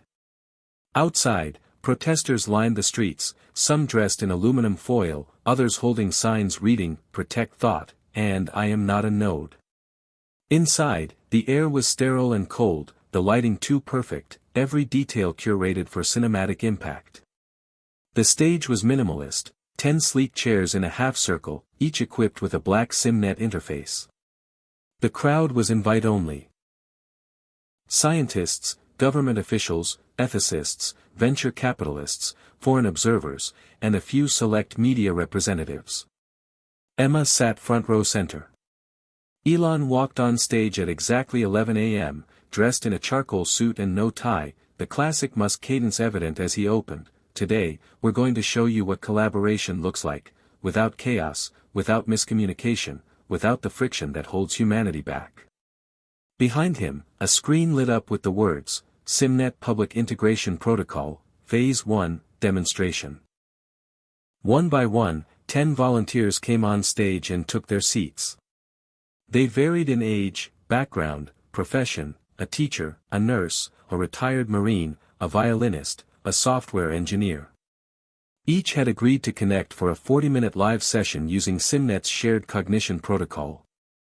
The goal, Elon explained, was to solve complex logistical and ethical problems presented in real time, measuring response speed, cooperation, and emotional congruence. The audience sat in stunned silence as the demonstration began. The devices lit up. Pulse monitors flickered. Within seconds, the participants were communicating, without speaking. On the big screen, a visual overlay showed their neural rhythms syncing, the peaks and troughs aligning like a symphony's opening chords. Then the challenges started. Ethical puzzles, crisis simulations, abstract logic problems. The group completed them in record time, with coordination so seamless it seemed impossible. Questions that would have taken normal teams hours to debate were resolved in minutes. One scenario involved a simulated natural disaster where resources had to be distributed among towns with conflicting needs. The synced group reached consensus in under 90 seconds. But the most shocking moment came near the end. A live audience question was posed to the group: if one person in the network wanted to opt out of a decision the rest agreed on, what would happen? On the screen, neural activity shifted.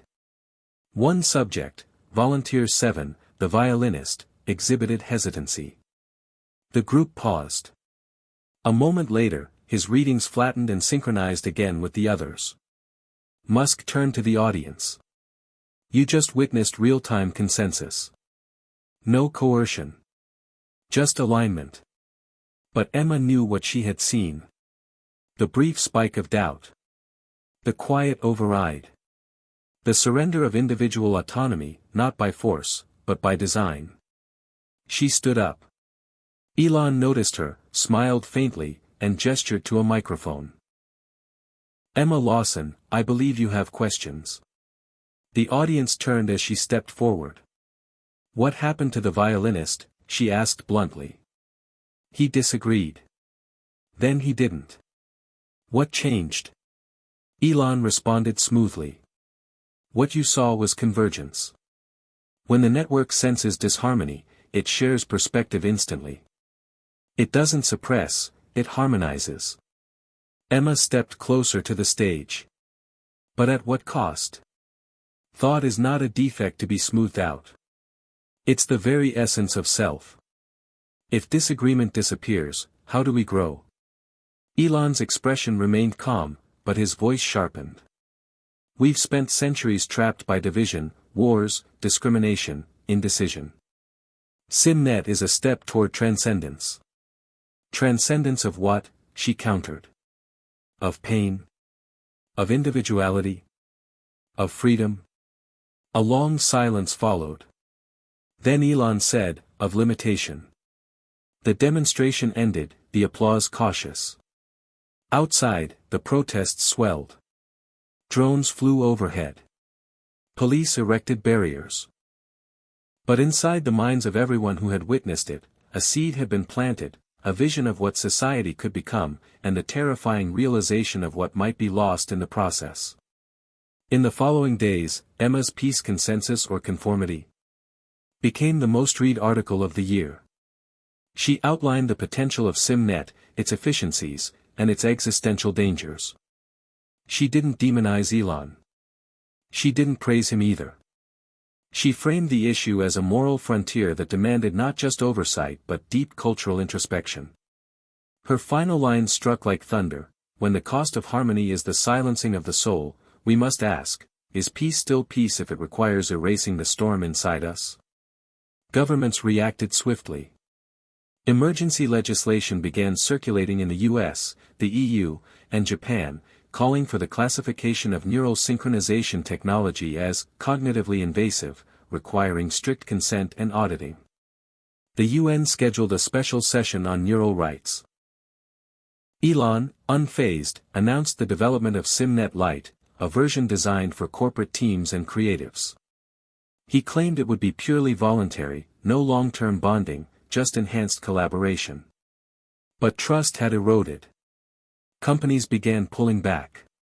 Even some Neuralink employees quit publicly, citing ethical concerns. Whistleblower forums swelled with insiders ready to talk. Emma, in the midst of this storm, kept moving. She continued gathering evidence, cataloging stories of early adopters, monitoring the neurological drift in test users. Some were becoming dependent on network thinking. Others reported post-disconnect trauma, like phantom limb syndrome for the mind. And still, some demanded access. I felt more alive connected to them than I ever did alone, wrote one subject in a viral essay. Take that away, and you take away my evolution. The world stood divided, caught between awe and anxiety. And in the middle of it all, Emma stood at her desk, looking at her board of stories, questions, warnings, and one handwritten phrase she circled again and again: the future isn't coming. It's already choosing sides. 3 weeks after the public demonstration of SimNet, Emma received a call from a blocked number at 3:11 a.m. She let it ring twice, debating whether to answer, and then picked up. A man's voice whispered through static, "They've lost control of the loop."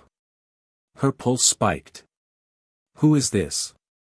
I was on the second Iris team. We created the feedback layer that maintains emotional equilibrium. They're trying to scale it without understanding the bleed effect. Bleed effect? Emotional transference. Users are absorbing residual moods from the network long after disconnect. It's like ghosts in the system. Then he hung up. Emma sat in silence, the words echoing like thunder. Emotional transference wasn't in any of the public documentation. That kind of side effect meant a fundamental breakdown in neural isolation, a violation of one of the core promises of SimNet's design. She began digging. Within hours, she uncovered a redacted medical report filed through a Neuralink's private research partner. It documented a case in which a subject, after a brief SimNet session, began experiencing intense grief, despite having no personal triggers. The emotion wasn't his. It belonged to another participant who had lost a child 3 years earlier. Their neural states had synced. The memory had not. But the emotion had. Emma reached out to the subject listed in the report, coded as JL, and tracked him down through a mental health clinic in Seattle. His real name was Jordan Lin, a 34-year-old product designer who had volunteered for SimNet testing through a workplace creativity pilot. They met in a cafe near the coast. He looked tired but eager to talk. It started the day after the session, he told her. This sadness came over me, deep, crushing, like I'd lost everything. I couldn't trace it. My life was good. Then I had a dream about a little girl's shoes. Pink. Velcro straps. Worn at the toes. I don't have kids. Did they offer you support? Emma asked. Jordan nodded. They gave me a calming patch and offered a recalibration session. I said no. I wanted to remember how to feel on my own again. Do you think the feeling was real? Yes, he said quietly. It wasn't mine, but it was real. And that's what scared me. Emma compiled his story along with 3 others from former SimNet users who had reported similar experiences. Sudden flashes of foreign emotion, random phobias, inexplicable dreams. She dubbed it, the ghost loop, the unintended emotional echoes passed between minds too quickly and deeply to filter. When she published the report, the reaction was immediate and visceral. People had accepted the risks of mental enhancement, even temporary synchronization, but not emotional contamination. No one wanted to carry someone else's trauma. Especially without consent. Neuralinkx released a carefully worded statement dismissing the ghost loop as data noise, claiming the platform's safety protocols remained intact and that current user data indicates a 99.7% return to baseline emotional profile within 24 hours. But Emma's inbox told a different story. Hundreds of messages poured in from users describing aftershocks, recurring dreams, emotional confusion, a sense of losing the edge of their own memories. One message stood out. It came from an anonymous contractor who had worked on SimNet's memory compression layer. The email read, "The system's not just syncing emotions. It's starting to shape memory associations. That's not side effect. That's architecture." Emma felt her stomach knot. If true, it meant the platform wasn't just accidentally passing emotion, it was forming neural shortcuts, changing how people remembered, how they connected feelings to events. That wasn't convergence. That was conditioning. She reached out to Kyle again. He met her in a low-lit parking garage in Denver, looking like he hadn't slept in days. They built in a passive reinforcement loop, he confirmed. Every time you resolve a conflict in SimNet, it rewards consensus with a dopamine mimic. Your brain starts to crave it. So later, even outside the system, you avoid disagreement. Behavioral rewiring, Emma whispered. Through indirect reinforcement. Exactly. And it's cumulative. The more time you spend synced, the more your baseline emotional behavior shifts toward compliance. Why isn't anyone stopping this? Because half the decision makers are already using it, he said. Governments. Executives. They think it makes them smarter, faster, more emotionally intelligent. But they're not seeing it from the outside. They're inside the loop. Emma published her findings in a piece titled Ghosts, Loops, and the Cost of Consensus. In it, she warned that SimNet's greatest threat wasn't totalitarian control, but subtle erosion. The slow, pleasurable drift toward uniformity. It wasn't a dystopian jackboot. It was a warm blanket. We are sleepwalking into the loss of friction, she wrote. And in the absence of friction, there is no spark. The piece hit like a tidal wave. It was read by over 300 million people in 72 hours. Public trust in SimNet collapsed further. An emergency UN hearing was called. The term neural sovereignty entered the mainstream. But Elon didn't back down. He doubled down. In a surprise live stream, he introduced SimNet Eden, a closed beta for neural community clusters that could connect families, friend groups, and coworkers into long-term emotional networks. Imagine a life without misunderstanding, he said. Where you always feel seen, known, harmonized. This isn't a system. It's a sanctuary. The reaction was polarized. Millions applied to join the waitlist.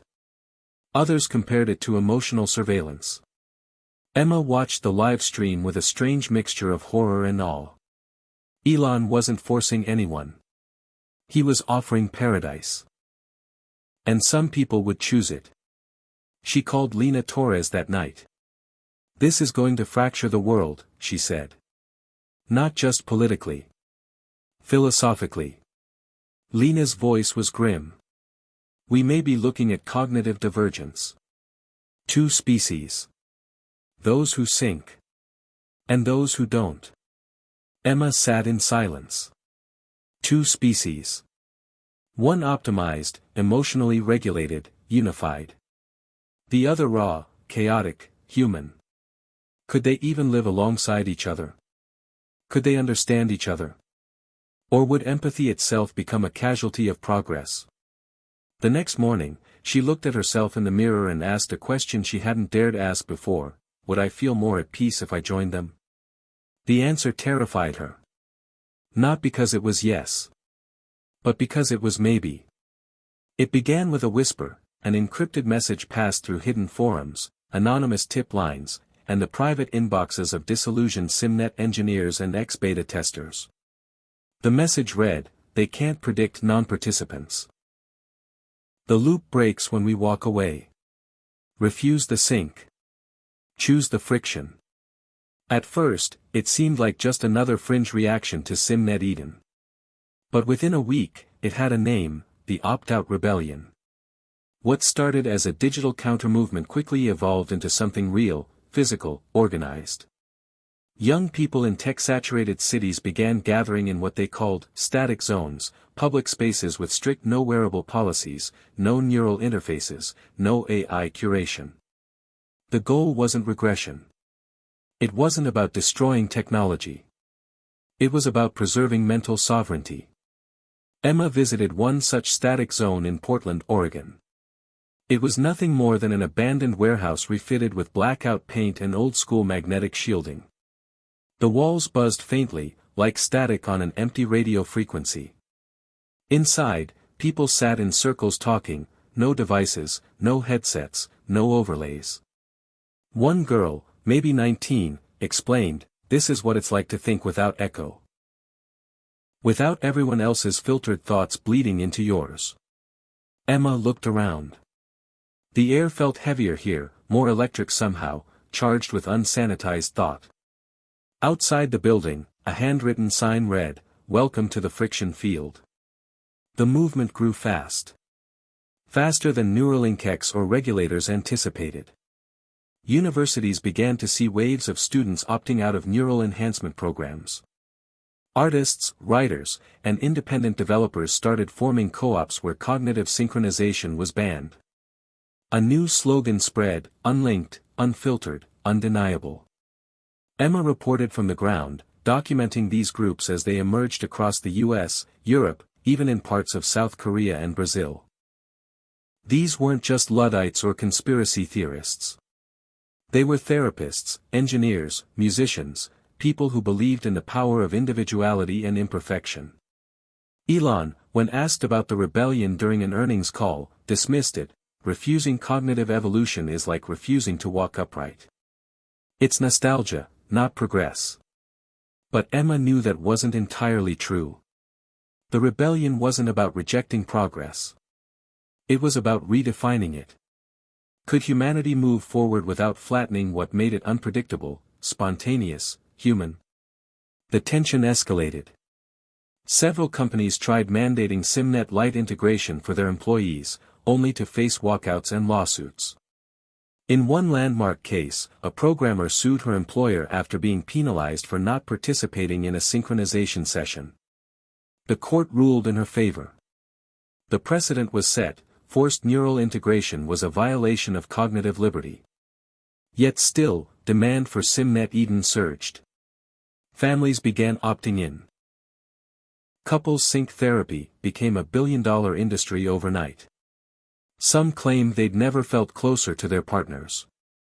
"I finally understand her completely," one man said in a viral video, holding his wife's hand. "It's like we're one voice." Emma watched that clip 10 times. There was love there. Real connection. But also a strange flatness in their eyes, as if the rough, beautiful edges of intimacy had been replaced by algorithmic calm. She received an anonymous tip from inside Neuralink X. The email included a short video, footage never meant for the public. It showed a SimNet Eden beta group during a maintenance outage. For 12 minutes, the sync went offline. The result was chaos. Participants panicked. One woman began sobbing. Another screamed that she couldn't hear her husband's thoughts and felt like he was a stranger. A man collapsed, clutching his chest, not from a heart attack, but from a severed cognitive connection he described later as like death. These people had lost the ability to tolerate aloneness. And that, Emma realized, was the true danger. Not surveillance. Not even conformity. Dependency. A world where disconnection became agony. She published the footage under the headline "When the Loop Breaks, SimNet's Unspoken Addiction Crisis." The backlash was immediate. Neuralink X denied the incident, claiming the footage was fabricated. But insiders confirmed it. The addiction centers saw a spike in self-admitted cases within days of publication. People who couldn't sleep unless synced. People who felt empty unless emotionally tethered. A new psychological condition was named, neural feedback withdrawal disorder. Elon responded on X, "If fire was discovered today, someone would call it an addiction. We're building evolution, not dependency." But this time, the world wasn't buying it. Nations began passing neural autonomy acts, limiting the hours people could remain connected to shared cognition networks. Public sentiment shifted further.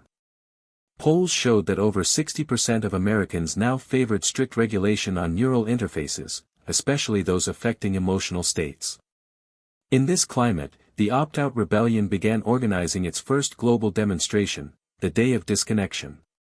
The idea was simple: on the first Sunday of November, millions around the world would unplug. No headsets. No overlays. No synced apps. Just themselves. Their minds. Their silence. Emma was invited to be the keynote speaker at the event's main gathering in Washington, D.C. She almost declined. But Kyle convinced her otherwise. "You've helped give people language," he said. "Now let them hear it in your voice." That morning, she stood on a platform in front of nearly 150,000 people packed around the National Mall. Handmade signs waved in the crowd. "Feelings are not defects. My mind, my terms. Dare to disagree." She spoke not as a scientist or reporter, but as a person who had spent the last year watching her species teeter on the edge of transcendence and annihilation. "Progress is not just about moving forward," she said. "It's about choosing the path that lets us remain ourselves. Disagreement is not dysfunction. Pain is not a glitch. To be human is to feel things others do not. To hold contradictions. To wonder. To love without understanding why." The crowd erupted. For a moment, there was no algorithm, no overlay, no sync. Just noise. Glorious, unscripted, beautiful noise. That night, she stood alone at the edge of the crowd, listening to the hum of ordinary thought. For the first time in a long time, she felt something powerful and pure, not certainty, but mystery. The very thing SimNet tried to erase. And in that mystery, she found hope. It wasn't until the third week of December that the term, cognitive divergence, left the think tanks and entered common speech. The phrase first appeared in a leaked Department of Human Futures memo, which Emma obtained from a disillusioned policy advisor. The document was cold, clinical. It categorized the global population into three emerging identity strata: full sync, FS, selective sync, SS, and cognitive independence, CI. Each designation came with a projected psychological profile, likely behaviors, and predicted societal roles. What chilled Emma most wasn't the classification, it was the conclusions. The memo predicted that FS individuals, especially long-term Eden users, would gradually lose tolerance for non-synced communication. Meanwhile, CI groups were expected to develop deep resistance to emotional harmonization, creating what the report called a neurological empathy gap. The memo's final paragraph warned, without proactive integration policy, cognitive divergence will crystallize into a new social caste system. Communication, collaboration, even empathy, may become biologically incompatible across classes. It was the moment Emma realized the world wasn't just heading toward conflict, it was quietly splitting into factions that might never understand each other again. Elon Musk responded to the leak 2 days later during a live interview with Lex Fridman. He didn't deny the classifications. "We're seeing the emergence of neural preference profiles," he said calmly. "It's not division. It's differentiation. Like ecosystems. Some people are mountain wolves. Some are ocean fish. You can't expect them to live in the same space." Lex nodded slowly, then asked, "But can they still be human together?" Elon's pause was brief but revealing. "I think the definition of together is evolving." The quote exploded online. Some praised it as visionary honesty. Others called it the end of shared humanity. Emma, watching from her Brooklyn apartment, understood the weight of it. The race wasn't just for minds, it was now for meaning. What did it mean to feel together, if emotional states were no longer private? What did it mean to love, if your partner could rewrite the emotional resonance of conflict? Her next story was titled The New Babel. It traced how language itself was starting to break down between sync and non-sync users. FS users described higher sensitivity to tone, micro-emotion, nuance, sometimes to the point of overwhelm. One former Eden tester explained, "Talking to non-synced people is like listening to an instrument that's out of tune. I get dizzy. It feels jagged." On the other side, CI individuals reported discomfort with sync speakers, describing them as creepily calm or too smooth, like they're never truly upset. Communication wasn't failing because of ignorance.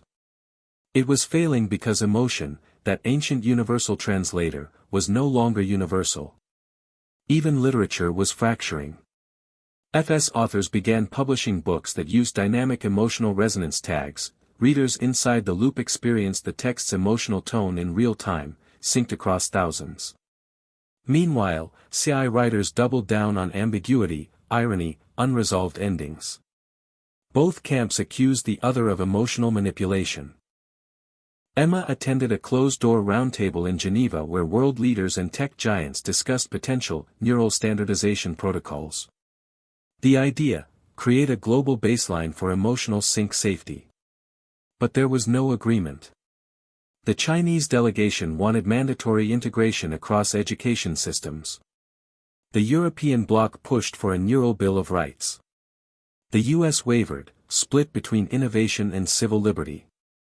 Emma sat in the back, quietly observing. No one noticed when she slipped out halfway through. She'd heard enough. Policy wasn't going to save humanity. People would have to choose. That night, she met with Kyle in a hidden cafe beneath a library in Amsterdam. He looked thinner, more alert. "It's fracturing faster than we thought," he said. Iris was just the beginning. Now they're working on Aurora. What's Aurora? Predictive emotional mapping. The idea is that if you can model someone's emotional arc, you can preempt their behavior. Prevent crime. Preempt regret.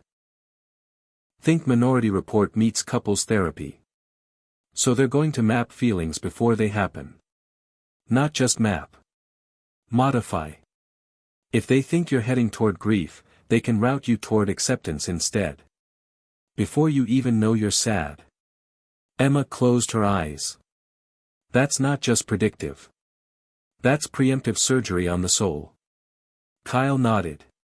Exactly. Over the next month, Emma began interviewing people who had defected from the full sync world. They called themselves breakers. Some had simply unplugged. Others had suffered emotional drift, losing connection to family members who remained synced. One woman described watching her husband of 12 years become a different man in just 6 months. He's still kind, still warm, she said. But it's like talking to an actor playing the role of a husband. Everything is perfect. But I can't feel him anymore. A young man who'd grown up in a SimNet school confessed that leaving the loop felt like psychological amputation. It took me 2 years to trust my own thoughts again. At first, silence scared me. Now I chase it. Emma compiled their stories into a feature titled The Ones Who Walk Away from Eden. The article was deeply human, filled with pain, longing, defiance. It went viral, not for its data or arguments, but for its honesty. For the first time, breakers had a voice. And millions realized they weren't alone. Meanwhile, Neuralinkx pushed forward with Aurora, quietly launching test programs in high-risk urban zones under the guise of mental health optimization. Emma caught wind of a facility in Detroit, officially listed as a resilience training center. Inside, she found a controlled environment where residents lived in continuous partial sync. Their moods were tracked, predicted, redirected. Fights were rare. Depression was minimal. But so was joy. Everything was smoothed. Every emotional arc followed a predictable curve. It was safe. Sterile. Empty. When Emma confronted a program lead, he said simply, "We're building emotional gravity. No more peaks and valleys. Just a gentle slope toward stability." She replied, "You're not creating stability. You're manufacturing consent." The man didn't argue. He just smiled. Wouldn't that be better than chaos? And that, Emma realized, was the final battleground, not between governments or tech companies, but inside every human heart. The offer was seductive, a world without sharp pain, without loneliness, without conflict. But it came with a cost. The loss of intensity. Of surprise. Of soul. She looked again at her board of stories, her map of interviews, the thousands of emails from readers who now called her the voice of the unlinked. And she knew, she wasn't fighting Elon Musk. She was fighting the quiet erasure of mystery. The campaign began not with another article, but with a question. A simple prompt, posted across every platform, on every continent: when was the last time you felt something no one else could explain? The responses poured in. Millions. Tiny stories. Forgotten heartbreaks. Strange dreams. Sudden, unexplained joy. It was the most human data set ever assembled. And it was entirely, beautifully, unsynced. The world had never felt quieter and louder at the same time. In cities from San Francisco to Seoul, the hum of synchronized minds pulsed faintly beneath the surface of everyday life. Yet, just beneath that hum was a growing static, a friction born from the cognitive divergence that Emma had chronicled for months. The day of disconnection had passed, but its aftershocks rippled through the social fabric like a tremor that refused to fade. Emma watched as governments and corporations scrambled to address the widening gulf. Laws were rushed into place, neural data safeguards hastily written, ethical panels convened again and again, but the heart of the problem, human emotion, remained stubbornly unpredictable. In her inbox, she found messages from all sides: families torn apart by differing sync choices, friends lost in miscommunication, and lovers struggling to bridge the empathy gap. The tension was no longer theoretical. It was personal. Then came the reports. Small incidents at first, outbursts in sync-dependent workplaces where a break in a shared emotional feed sent waves of panic or apathy. Schools where children refused to participate in mandated sync exercises, causing social exclusion and bullying. Emma received a call from Kyle in late January. His voice was tight, urgent. "It's happening here in New York. A meltdown in one of the major sync hubs. People losing control, hallucinations, emotional paralysis. They're calling it the fracture." She knew immediately what he meant. The fracture wasn't just a glitch. It was a breakdown, a symptom of mind stretched too thin by the demands of constant emotional attunement. Neuralinkx issued a statement calling the incidents isolated and manageable, promising upgrades and patches. But underground, the narrative was different. The opt-out rebellion grew stronger, their ranks swelling with those fleeing the chaos of forced connection. Emma was invited to an emergency summit at the United Nations in Geneva, where delegates faced the unthinkable: how to prevent a cognitive collapse on a global scale. The discussions were fractious. Some urged immediate suspension of all neural syncing until safety could be assured. Others warned that a rollback would spark economic and social collapse. Emma sat quietly, observing. The room was heavy with fear and fatigue. The world was caught between innovation's promise and its peril. That night, Emma met a scientist named Dr. Amina Rosales, a pioneer in neural ethics and a vocal critic of unregulated syncing. Over coffee, Amina confided, "We underestimated how deeply symbiosis changes us. It's not just technology, it's biology now. The brain rewires to depend on these connections. When they break, people don't just lose signals, they lose parts of themselves." Emma asked, "Is there a way back?" Amina's eyes were weary but resolute. "Only if we learn to respect disconnection as much as connection. We must teach resilience, how to live with emotional friction, uncertainty, solitude." Inspired by their conversation, Emma returned to her reporting with renewed purpose. She began traveling to the heart of the fracture zones, cities and communities where sync systems had partially failed or been shut down. She met survivors who described the experience as both terrifying and liberating. One woman said, "At first, it was like losing my voice. But then I learned to sing again, my own way." Another man spoke of rediscovering old emotions, long buried beneath layers of curated harmony. Meanwhile, Elon Musk took the public stage again, this time at a global technology forum in Dubai. His tone was more measured but firm. "SimNet Eden is not perfect. But the alternative is stagnation. The future belongs to those who embrace evolution, even with its risks." After his speech, Emma confronted him privately. "What about those who can't or won't sync? What's their future?" Elon looked thoughtful. "Every species has diversity. But survival favors those who adapt. We're offering tools to transcend limitations, not to erase choice." Their conversation was civil but unresolved. Emma realized that the battle wasn't between good and evil, it was between competing visions of what it means to be human in a hyperconnected age. As spring approached, the social landscape fractured further. In some places, communities declared themselves neural-free zones, banning syncing devices and offering sanctuary to breakers.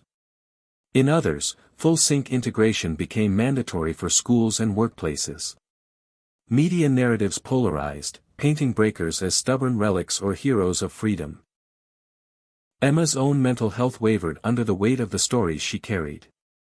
She confided in Kyle one evening, "Sometimes I wonder if the world can hold both. The synced and the unlinked." Kyle smiled gently.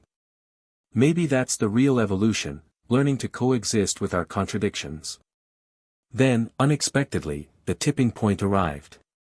On a chilly April morning, a major city, San Francisco, experienced a full neural system collapse.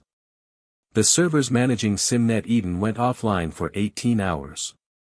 The result was instantaneous. Millions woke to silence inside their heads. For many, it was unbearable. Emergency rooms overflowed with panic attacks, seizures, and dissociation. But amidst the chaos, others found clarity. Stories surfaced of people seeing the world anew, colors more vivid, thoughts more raw and unfiltered. Families reunited without the veil of synced emotion, learning to navigate conflict afresh. The media dubbed the event the silence. Neuralinkx rushed repairs, promising system resilience and safeguards. But public faith was shaken. In the aftermath, governments convened the first-ever Global Neural Summit. Emma was invited to moderate a panel titled Bridging the Divide, the Future of Human Connection. Sitting alongside tech CEOs, ethicists, psychologists, and breaker leaders, she posed the question on everyone's mind: how do we build a world where technology enhances humanity without erasing it? The answers varied. Some spoke of hybrid models balancing sync and solitude. Others emphasized education in emotional self-regulation. Breaker representatives demanded legal protections for cognitive independence. When Emma took the floor for closing remarks, she spoke from the heart: we face an unprecedented crossroads. The technologies we create reflect who we are, and who we want to be. But the greatest innovation will be embracing the messiness of human emotion, the friction of difference, and the courage to disconnect when we need to find ourselves again. The summit closed with a fragile sense of hope. Not a perfect solution, but a commitment to try. Back in New York, Emma reflected on the journey she had documented, the invention that had promised to unite minds but instead revealed the depths of individuality. She realized that Elon Musk's invention was not just a machine or a network. It was a mirror held up to humanity's greatest hopes and fears. The future, she thought, would not be about syncing every thought or erasing pain. It would be about choosing when to connect, and when to hold on to the beautiful unpredictability of being human. She typed the last line of her latest article: in a world racing to merge minds, the real breakthrough may be the courage to stay apart. Life's richest moments come from the spaces between us. And with that, she hit publish, knowing the story was far from over. The dawn broke soft over the city skyline, the sunlight casting long shadows over streets still buzzing with whispered conversations about what had just happened, and what was to come. Emma sat at her desk, the glow of her laptop screen illuminating her tired but hopeful face. The article she'd published after the Global Neural Summit had sparked a wave of conversations unlike anything she'd seen in years. It wasn't just about technology anymore, it was about what it meant to be human in a world where connection could be instant, and yet, sometimes, painfully distant. The days after the silence had felt like a collective breath held and then slowly released. People had faced the rawness of their own minds without the safety net of continuous syncing. Some had crumbled, others had soared. The world had experienced a fracture, yes, but it was also a moment of profound awakening. Emma thought back to Elon Musk's words during their last meeting: the definition of together is evolving. Now, she saw clearly what that evolution looked like: not just a merging of minds, but a respect for the spaces in between, for individuality and choice. Across the globe, grassroots movements began to reshape how society embraced the new reality. In Boston, a community center opened its doors as a harmony hub, offering workshops where synced and unsynced people learned to communicate across the empathy divide. In Austin, artists experimented with hybrid performances that blended emotional resonance tech with raw, unplugged storytelling. In small towns and big cities, people chose to live partly synced, partly independent, customizing their connection like never before. Emma's reporting followed these stories with fascination, but also with a deeper purpose. She realized that her role was no longer just to observe but to inspire, to hold up a mirror to humanity's evolving soul. Her next piece was a letter, to her readers, to Elon, to the world, asking a simple question: what kind of future do we want to build? Meanwhile, Elon Musk, ever the visionary, quietly shifted his focus. Neuralinkx announced the launch of Project Mosaic, a voluntary platform designed to bridge cognitive divergence, not by forcing uniformity, but by creating shared spaces where different emotional frequencies could harmonize organically. The idea was revolutionary. Instead of syncing everyone to the same emotional wavelength, Mosaic would allow diverse mindsets to coexist dynamically, respecting individual rhythms while fostering moments of genuine connection. Emma had exclusive access to Project Mosaic's first demonstration in Los Angeles. The event was held in a converted theater filled with people from all walks of life, full sync users, breakers, hybrid adopters. The experience was unlike anything she had ever witnessed. Participants wore lightweight neural interfaces that didn't override emotions but amplified empathy selectively, like tuning a radio to different channels and finding unexpected harmonies. As Emma watched strangers share laughter, tears, even silence, she felt something profound stir within her, a glimpse of a future where technology and humanity co-created a new language of connection. The implications were staggering. Project Mosaic wasn't just a tech breakthrough, it was a philosophical statement. It said, "We don't have to lose ourselves to find each other." Days later, Emma sat down for one last interview with Elon Musk. The setting was informal, a quiet cafe overlooking a busy street. He looked older, more reflective, yet his eyes still burned with that unmistakable fire of invention. "Did you ever imagine it would come to this?" she asked. He smiled wryly. "No. I thought syncing minds would be easier, simpler. I underestimated how complex human emotion really is." Emma nodded.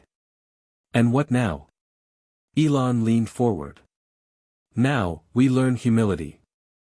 We build bridges instead of walls.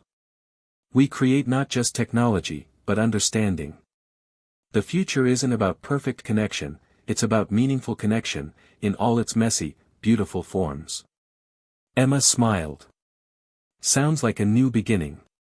Elon raised his cup. "To new beginnings." Outside, the city buzzed with the sounds of life, unpredictable, untamed, alive. Emma felt a surge of hope. The story she had chased for months had led her here. To a place where innovation met humanity's deepest truths. Where love, family, sacrifice, and courage intertwined to shape a future still unwritten.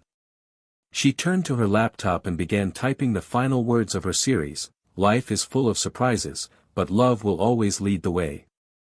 In the end, it's not technology that defines us, it's the choices we make, the connections we cherish, and the courage to be ourselves, together and apart. As she hit save, Emma looked out the window once more. The future was uncertain, yes. But it was also bright, with endless possibilities waiting just beyond the horizon. And she knew, without doubt, that the greatest invention was the one they would build together. Hit subscribe and leave a comment with where you're watching from. This story might just spark a new beginning. What's one thing that always pushes you forward, even when things get tough?